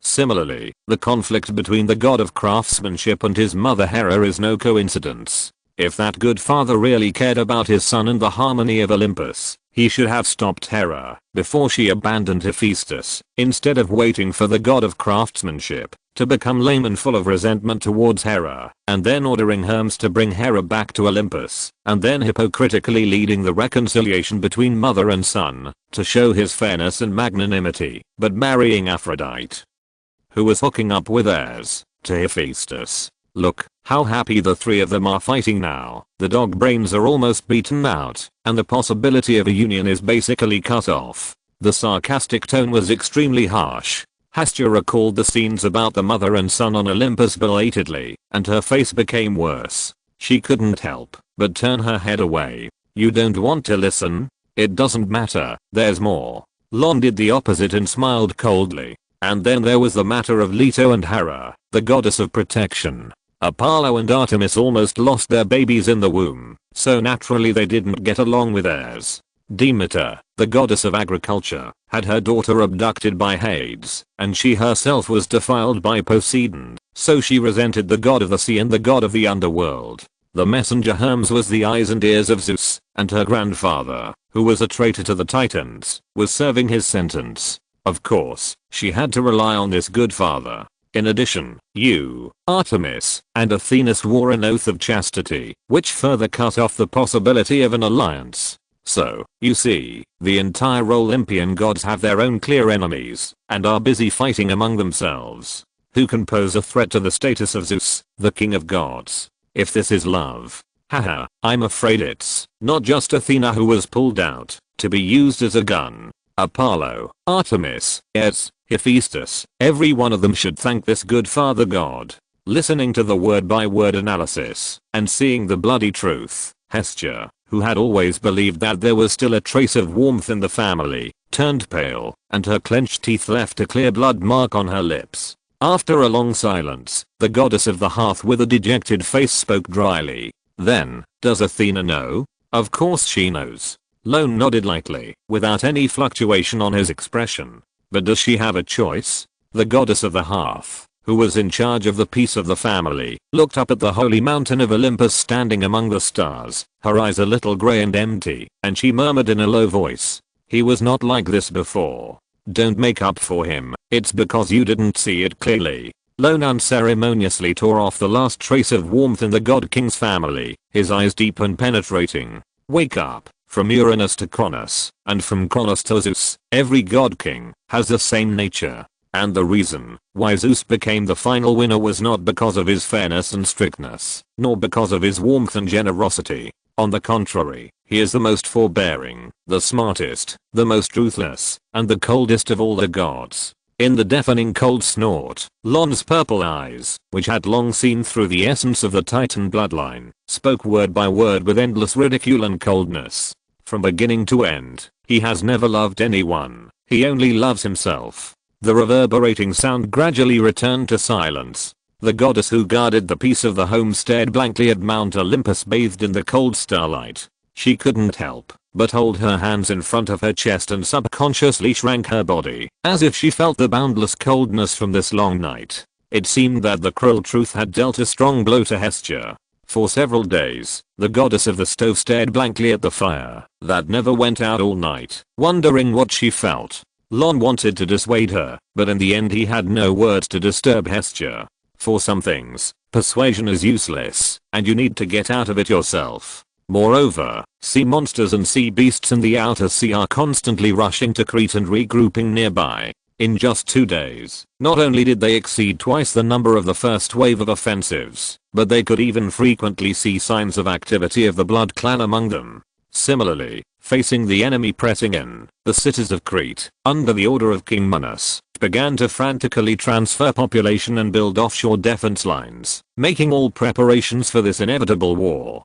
As a temporary consultant, Lorne was naturally busy. Every day he needed to follow little Medusa, acting as an external brain, wandering around the defense lines, military camps, temples, palaces, etc., and through the mouth of this messenger of God, he made suggestions to try to fill in some loopholes in defense line design, personnel placement, strategic planning, etc. Being so busy, Lorne naturally had no time to persuade Hestia to digest the trivial matters of the God King's family, and could only focus his limited energy on the preparations for the war. Although he did not have much practical experience, due to the nature of his work, he had read a lot of epic war materials from ancient and modern times, both at home and abroad. One can polish jade with the stones of other mountains. He only needed to come up with the idea, and leave the specific operation and implementation to professionals. However, even so, the eyes of the priests, and generals gradually became fanatical when they looked at the clerk, and they kept praising the wisdom of the goddess. Obviously, they believed that all these arrangements were the will of the goddess Athena. Lorne was happy not to clarify this. With the big banner of Athena to attract firepower, he could not only hide in the dark and plan safely, but also let the Minoans think that the goddess was with them, which greatly boosted morale. Why not? Besides, this is Greece. As the offspring of Zeus, the more outstanding, the more trouble. The goddess of wisdom Athena who was forced to be a gun, the wise King Minos who was forced to endure humiliation, the great hero Hercules who was forced to complete the 12 trials. The experiences of these brothers and sisters all confirm this truth. In this way, Lorne adhered to the principle of caution, constantly going back and forth between various defense lines and fortresses, giving advice to the Minoans, and perfecting the coastal defense line against the beast tide according to the idea of King Minos. As time passed bit by bit, the two sides across the sea looked at each other, as if they had launched a military competition of exploding soldiers and stacking armor. The two huge gunpowder barrels kept getting closer, waiting for the moment when they collided and ignited each other, and made a loud noise. Finally, on the third night, a beam of scarlet light rose from the sea, cutting through the dark night, across the sky, and directly bombarded the city walls built along the coast. But, at the same time, the densely packed hermetic characters carved on the brick and stone surface of the wall lit up one after another, frantically gathering the ether in the air, to form a series of superimposed and compounded huge magic barriers. Boom. With the roar of heavy artillery, the interlaced ether light streams rushed in all directions, the earth trembled continuously, and huge waves rose on the sea. Driven by the blood clans of the gods, the densely packed sea beasts, who had been hungry for 3 or 4 days, roared and screamed under the stimulation of the smell of blood, and rushed madly towards the obstacle in front of them, eager to tear open the wall and enjoy this carnival of blood and fire. Through the sky, that was almost as bright as day, the Cretan city defense forces, who were leading the charge, looked at the boundless deep sea beasts, that almost covered hundreds of kilometers of sea. They took a deep breath, bit their lower lips hard, suppressed the fear growing in their hearts, and burst out their inner courage, to fight to the death. They threw their spears and struck their crossbows. In an instant, the spears shot out, and the arrows broke through the air. Swish, swish, swish. Puff, puff, puff. Suddenly, the flesh was torn apart and blood flew. On this closed island, man and beast, life and death, collided fiercely, officially playing the prelude to the opening of the war. The 5th update is here, the big chapter you asked for, 4,300 words. I could have started another one, but I thought about it and gave up, so that you can have more fun and save some money. According to the agreement, the 5th update is completed, and a total of more than 13,000 words will be released. Chapter 71, Remarks on the release. It's finally going to be published. This should be my 4th book. Maybe I was born with bad luck. I have a bit of an un-African temperament and my luck in writing books has never been very good. The first book. 1.1 million words completed, all free. It was a hobby work in college. The update was unstable and the writing was also awkward, so I didn't feel embarrassed to use it to make a living. Basically, I wrote it in my spare time during college and work, purely for love. The second book, at that time, I encountered the epidemic, and there was a problem with my work. During the period of staying at home, I had no source of income. I thought about trying to develop my hobby into a job to see if I could use it to support my family. Luck was okay. I barely signed the contract, and later mixed a small boutique. I wrote a total of 2.7 million words. Then, as expected, an accident happened. A few days after the book was finished, because the subject matter involved the foundation, more than 300 chapters out of more than 1,000 were blocked, and I couldn't change it at all. At that time, not only did I lose my source of income, but I also had a brain ache, took on a mortgage, and owed a lot of foreign debts to relatives. There was no way, gritted my teeth, and started another book. The third book. 4.2 million words. I was also lucky enough to get a good reputation on a small website. I pushed myself day and night, barely making ends meet, paying off my foreign debts, and renewing my mortgage. Then, as expected, another surprise happened. When I was about to finish the book in January 2024, due to overuse of my eyes, the retina of one eye detached. My brother dragged me to Cheyenne Hospital for surgery at the end of the year, and I lay there for 4 months. However, when I opened my eyes and got out of bed in April and May, I continued the unfinished part. Even though not many people followed it, I finished the book in November. I didn't have any other ideas, but simply felt that I had to take some responsibility for my book and my readers. Of course, after staying in the hospital for a long time and being off work for more than half a year, my family couldn't make ends meet again. This is the trouble of adults. But it was a bit difficult, and life had to go on. So, this is the 4th book. In fact, the short story of time travel at the beginning is not entirely fabricated. A high school classmate of mine who worked in education and training had arrhythmia, but he was lucky and was pulled out of the hospital. But since then, he has retired from BJ and returned to his hometown to be a primary school teacher. As for me, I feel that my body has almost turned red over the years. Insomnia, anxiety, palpitations, high blood pressure, cervical spondylosis, these occupational diseases of authors have not been lost. Therefore, in the case of not knowing how long I can write, I will treat each book as the last one and write it seriously. As long as the readers give me a meal and the income can cover the basic living expenses, I will finish the book normally. I have enough moral integrity. Finally, thank the readers who have always supported and rewarded. I also ask the parents who like this book to subscribe, or if you are not well off, at least use tokens to give the first order. This is very important to the author. Please. It will be on the shelves at 12 noon tomorrow, and there will be 5 more chapters on the shelves. I wish you all peace and happiness, good health, and all the best. If you're listening to this novel on a channel other than Fanfic World, it means they downloaded and uploaded it without effort. We cordially invite you to visit our channel, Mundo Fanfic Novelos. There you'll find the original version of this story and you can explore many other novels of various genres. We're waiting for you to immerse yourself in a world of incredible novels. Chapter 72, A drop of water should be repaid with a spring. Crete, coastal fortress.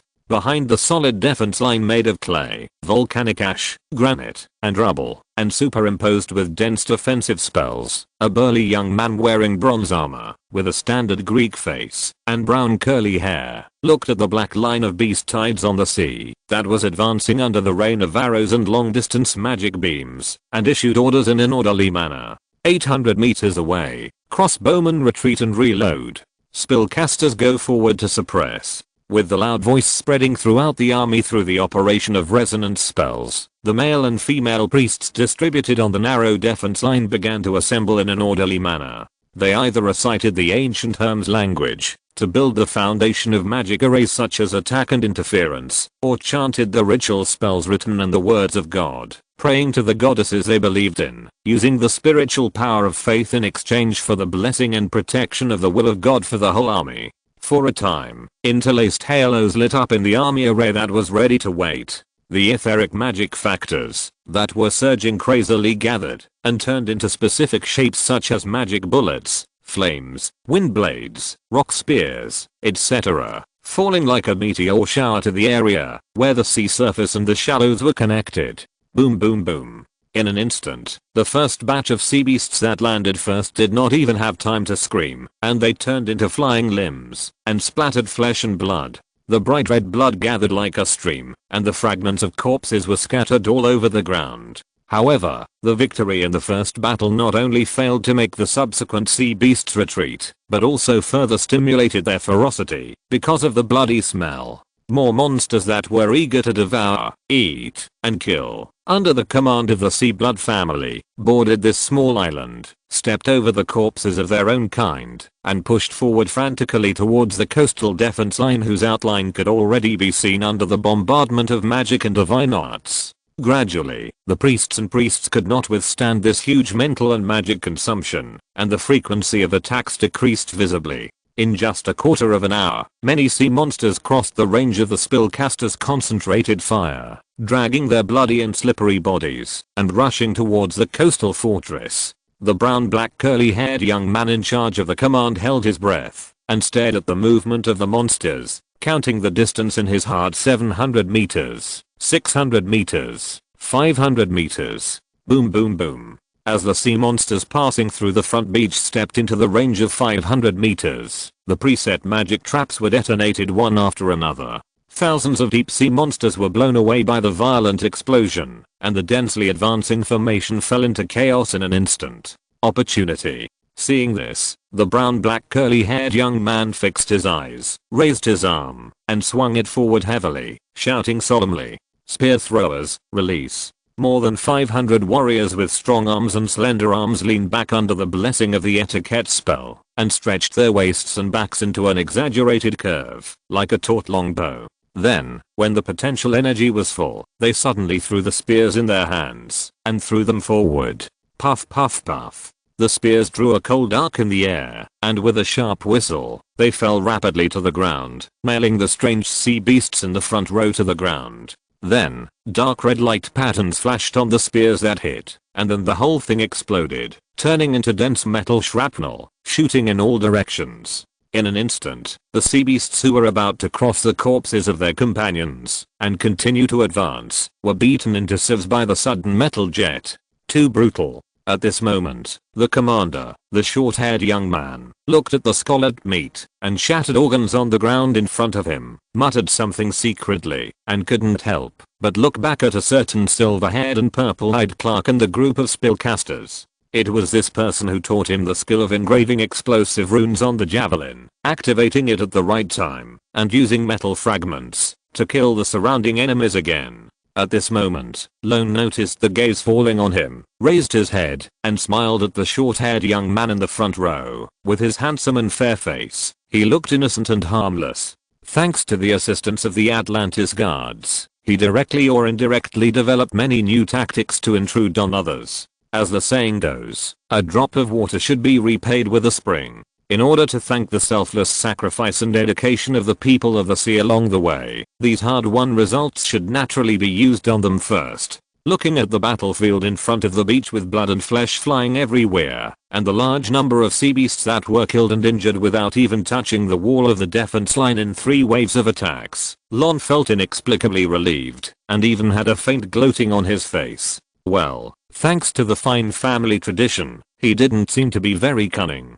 Finally, after paying the price of thousands of sea beasts being killed and injured, those deep sea monsters with amphibious properties finally use the corpses of their companions to forcibly pile out a bloody path and approach the towering coastal fortress. However, after several rounds of destruction, their number was pitifully small, and basically everyone was injured, and their movements were quite slow and stiff. The city defense army raised their shields and spears and prepared to engage the enemy. As the command changed, hard shields were erected on the city wall, and long spears pierced out from the gaps, stabbing the sea beasts that climbed up the high wall into sieves one by one.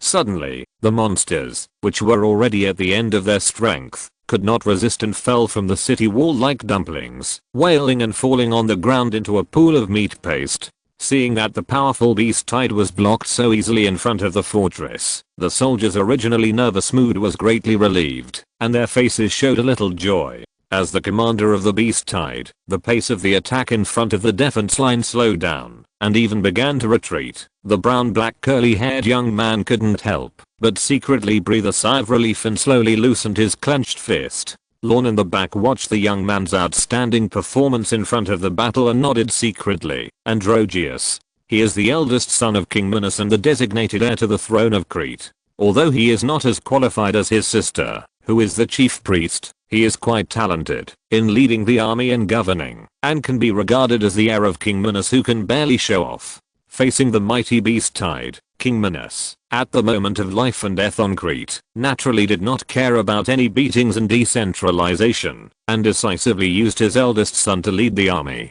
The other 2 capable sons, Carterius and Lycastus, were assigned to the 2 wings, and were controlled by their eldest brother Androgeus. Although in view of the old father's violent rise to power, the princes usually fought openly and secretly. But when the enemy was pressing, they still understood the basic principle that no egg would be left intact under the overturned nest. Therefore, the brothers who fought together played a good match and successfully won the first game. But Lorne's eyes swept across the 3 princes in the army and finally fell on the eldest prince Androgeus, with a barely perceptible sigh in his eyes. This eldest prince is capable, but his life does not seem to be very good. Chapter 73. I'm going to start.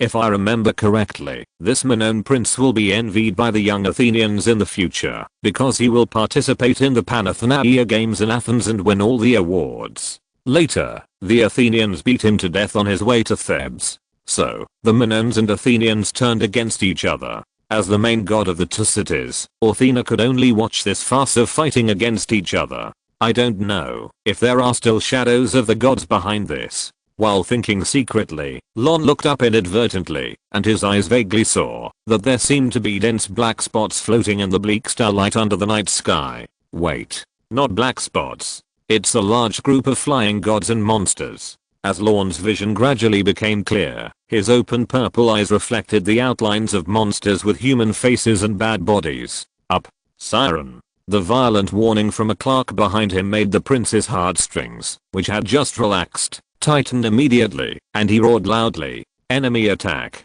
Enemy attack. It's the God Blood Clan. Activate the defensive spell immediately. Quick. In an instant, the message was transmitted, and the magic array diagram used for warning on the observation tower was activated at the same time. The desolate horn resounded throughout the coastal defense line and spread to the royal city of Knossos in the rear.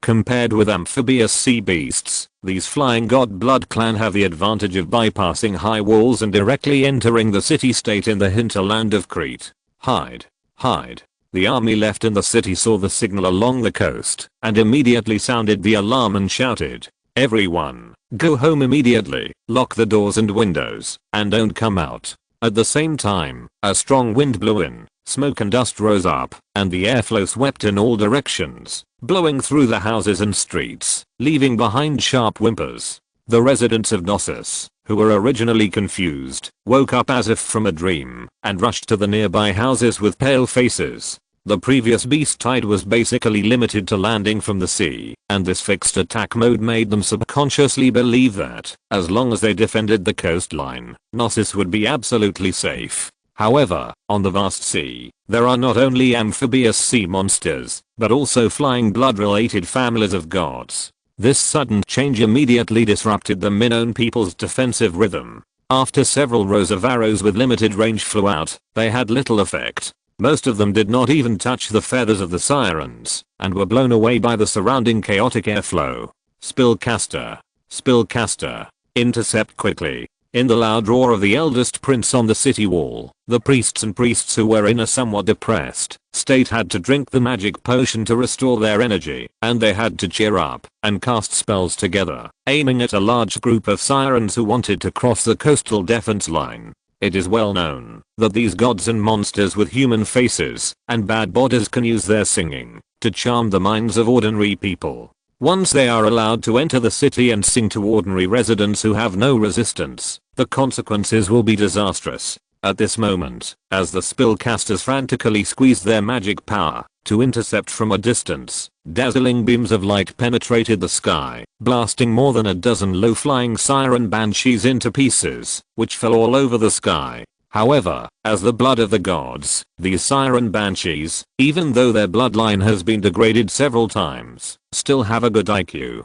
Therefore, they immediately made a woman's mournful and shrill voice to interfere with the spellcasters' chanting, while frantically vibrating their wings to increase their altitude and avoid the attacks from the ground. In the wailing that came one after another, the spellcasters had a splitting headache, and the ground-to-air offensive and suppression suddenly became unsustainable. For a time, a serious blank area appeared in the defense circle above the coastline.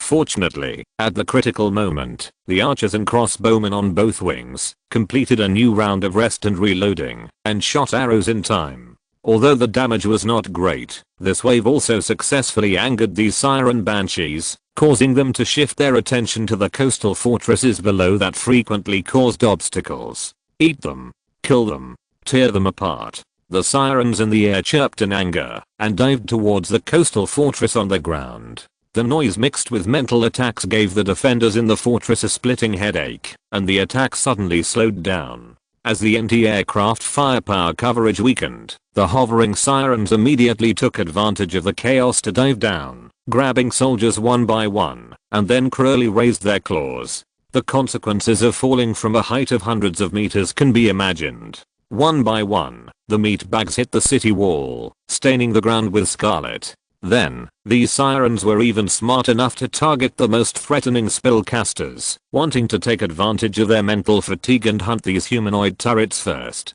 Shields up. Guns up.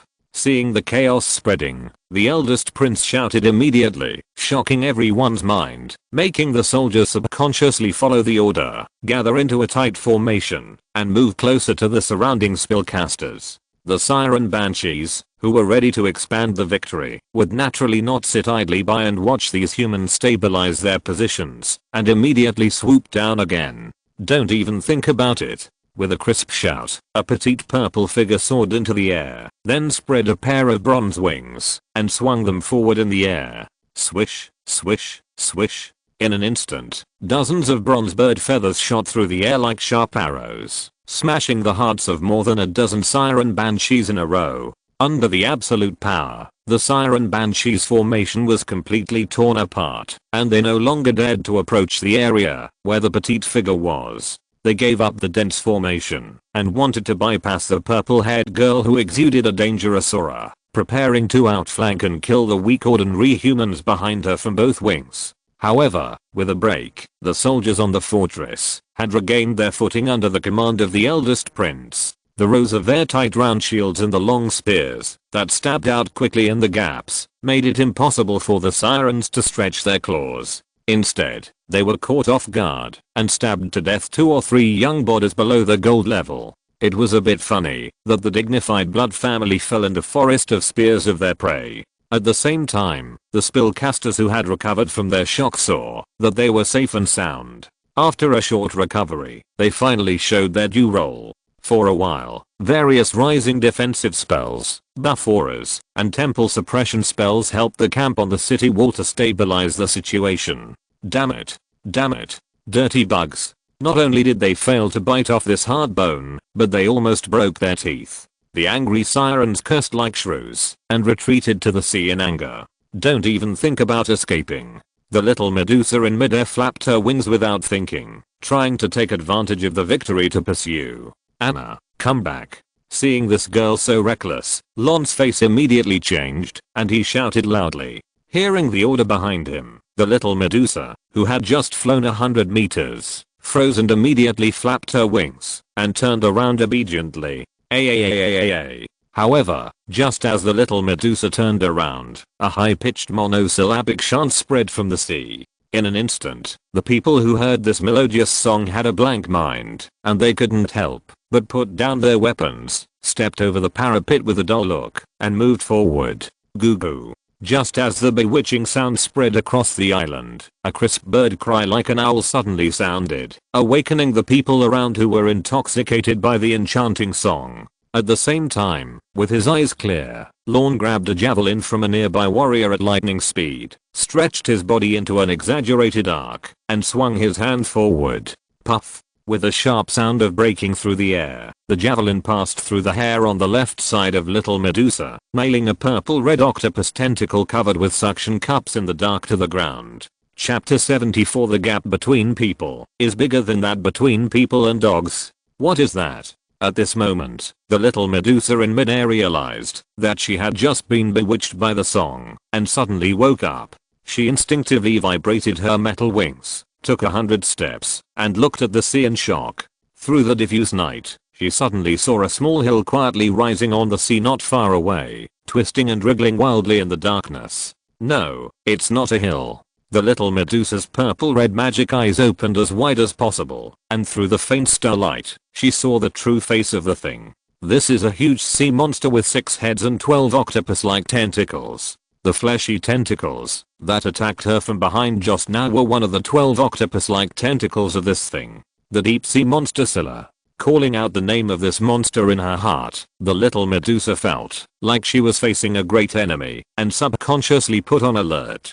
Scylla is one of the many children of Forces, the father of sea monsters. Legend has it that she once had the beautiful image of a sea nymph, but was cursed by Amphitrite, the wife of Poseidon, and eventually turned into an ugly sea monster with 6 heads and 12 octopus-like tentacles. From then on, she wandered in the Strait of Messina, preying on ships and sailors passing by, leaving countless terrifying legends in human city-states. Of course, facing this cancer that blocked the waterway, there was no shortage of human heroes who went to fight against it. But they all failed without exception. On the one hand, Scylla, who fought at sea, had an extraordinary home advantage. On the other hand, as a well-known child of Forces, the father of sea monsters, her strength was unquestionable, and she was a top demigod.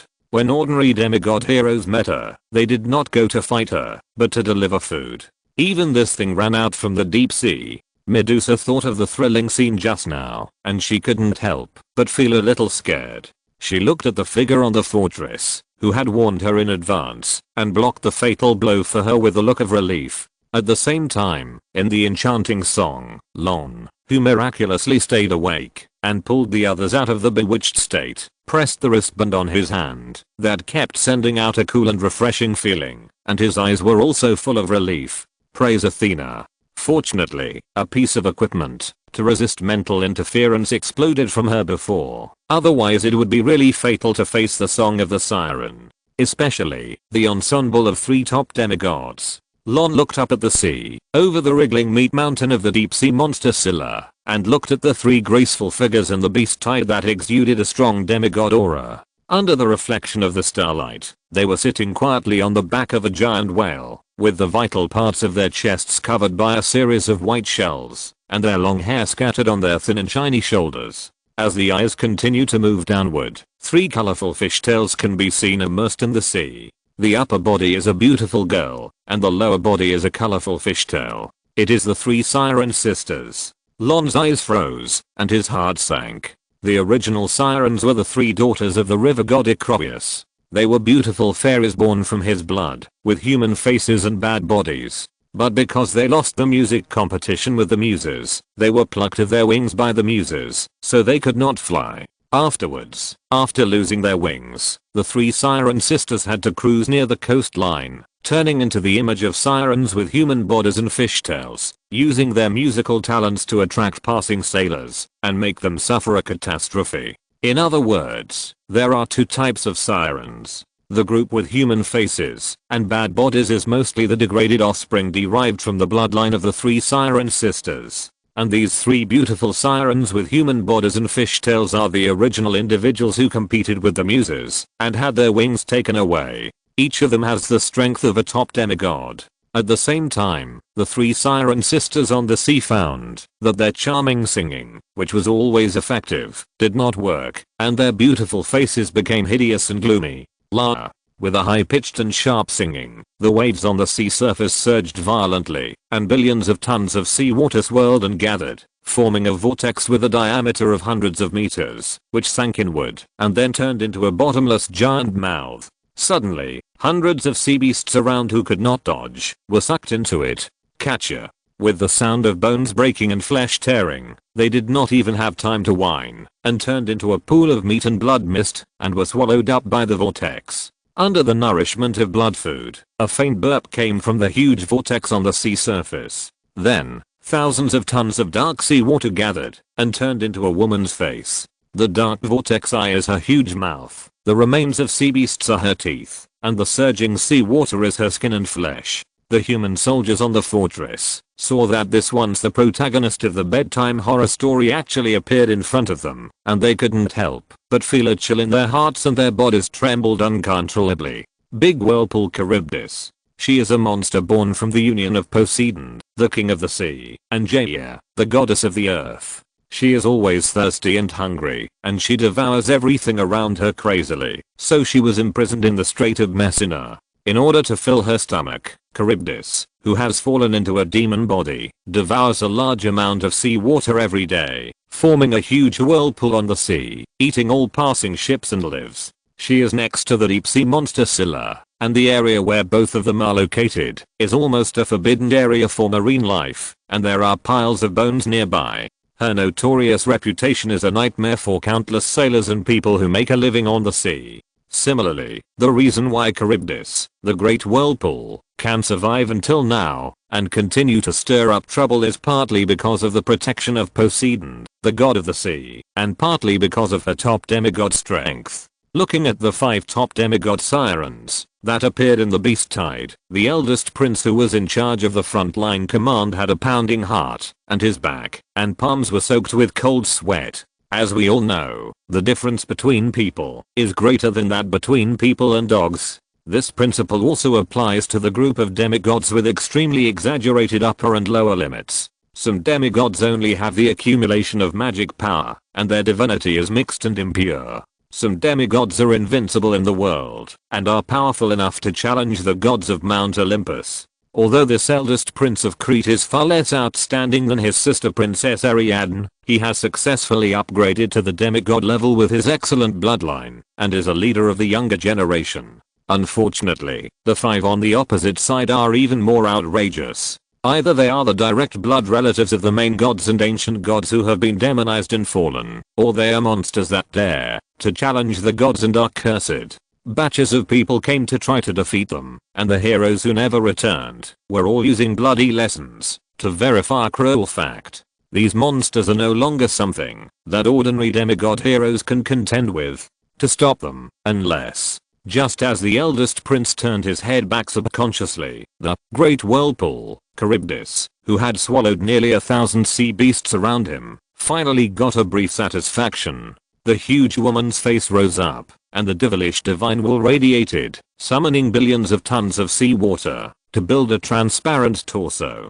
Then, the Great Whirlpool, Charybdis, who transformed into a human form of water, looked at the white and tender little bugs on the fortress, with a cruel and ferocious smile on his face, and suddenly waved forward 2 arms that were tens of meters long like sea water. Crash. In an instant, the dark sea surface violently surged, and the rolling waves swept in, quickly flooding over the messy foreshore and violently washed towards the coastal fortress. Dozens of defensive spells were instantly destroyed, and the overwhelming water curtain came crushing down with the force of thunder. For a moment, without the protection of the barrier, the weak and tiny humans in front of the divine power turned pale and even lost the courage to resist and escape.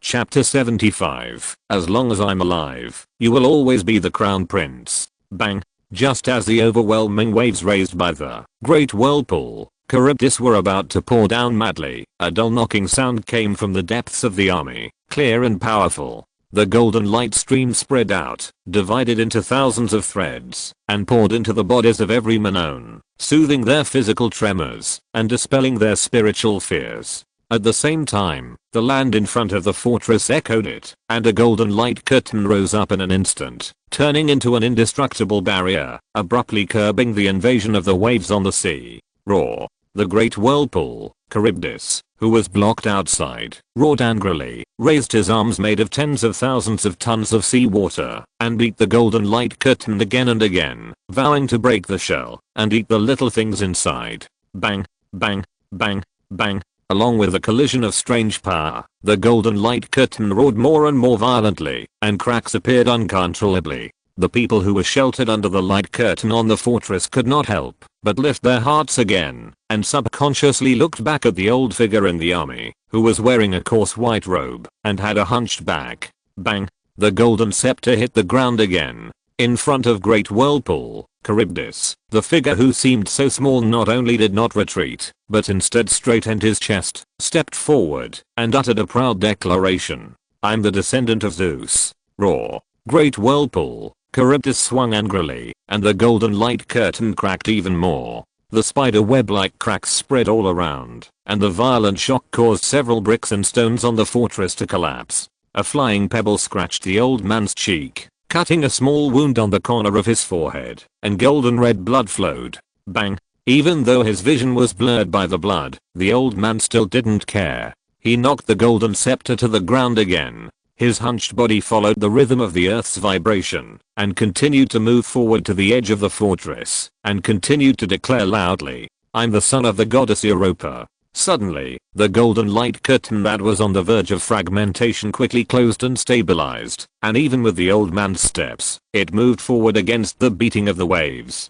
Crash. The sea water surged dully, and Charybdis, who turned into a huge humanoid, maelstrom, was pushed back abruptly. The legs that stepped on the waves staggered and retreated one after another. The huge body of the mermaid could only avoid this tiny individual like an ant. The scene was like a bug waving a grass stem to drive away a Tyrannosaurus Rex. The people in the fortress were stunned, and their hearts were surging. Unforgivable. Unforgivable. Strong humiliation surged, and the violent devilish nature instantly annihilated the little rationality of Maelstrom Charybdis. The boiling killing intent and desire for destruction rolled in her heart, and together turned into a heavy punch and a roar that shook the sky. Die. I'm the king of Crete. King Minos walked to the edge of the fortress, his hair and beard all spread out, raised the golden scepter in his hand, and swung forward. The low voice was like thunder, instantly covering the roar like waves. I order you to get out of my territory, beast. Boom boom. At the same time, several golden lightnings as thick as buckets, under the call of the scepter, fell from the night, like golden javelins that shot out, straight through Maelstrom, Charybdis' body. Splash. In an instant, the phantom of water outside the wall, which was as high as 100 meters, collapsed and disintegrated under the bombardment of the golden lightning, turning into water droplets scattered all over the sky. Woo, the severely injured monster could no longer maintain its human form. Only a broken face remained, emitting a miserable wail, and disappeared into the undulating waves, escaping under the sea, and disappeared. 1. The soldiers on the field were grateful for surviving the disaster, and they looked at their king with burning eyes, raised their hands, and knocked on their shields, and cheered deafeningly. Bang bang. Minos. Bang bang.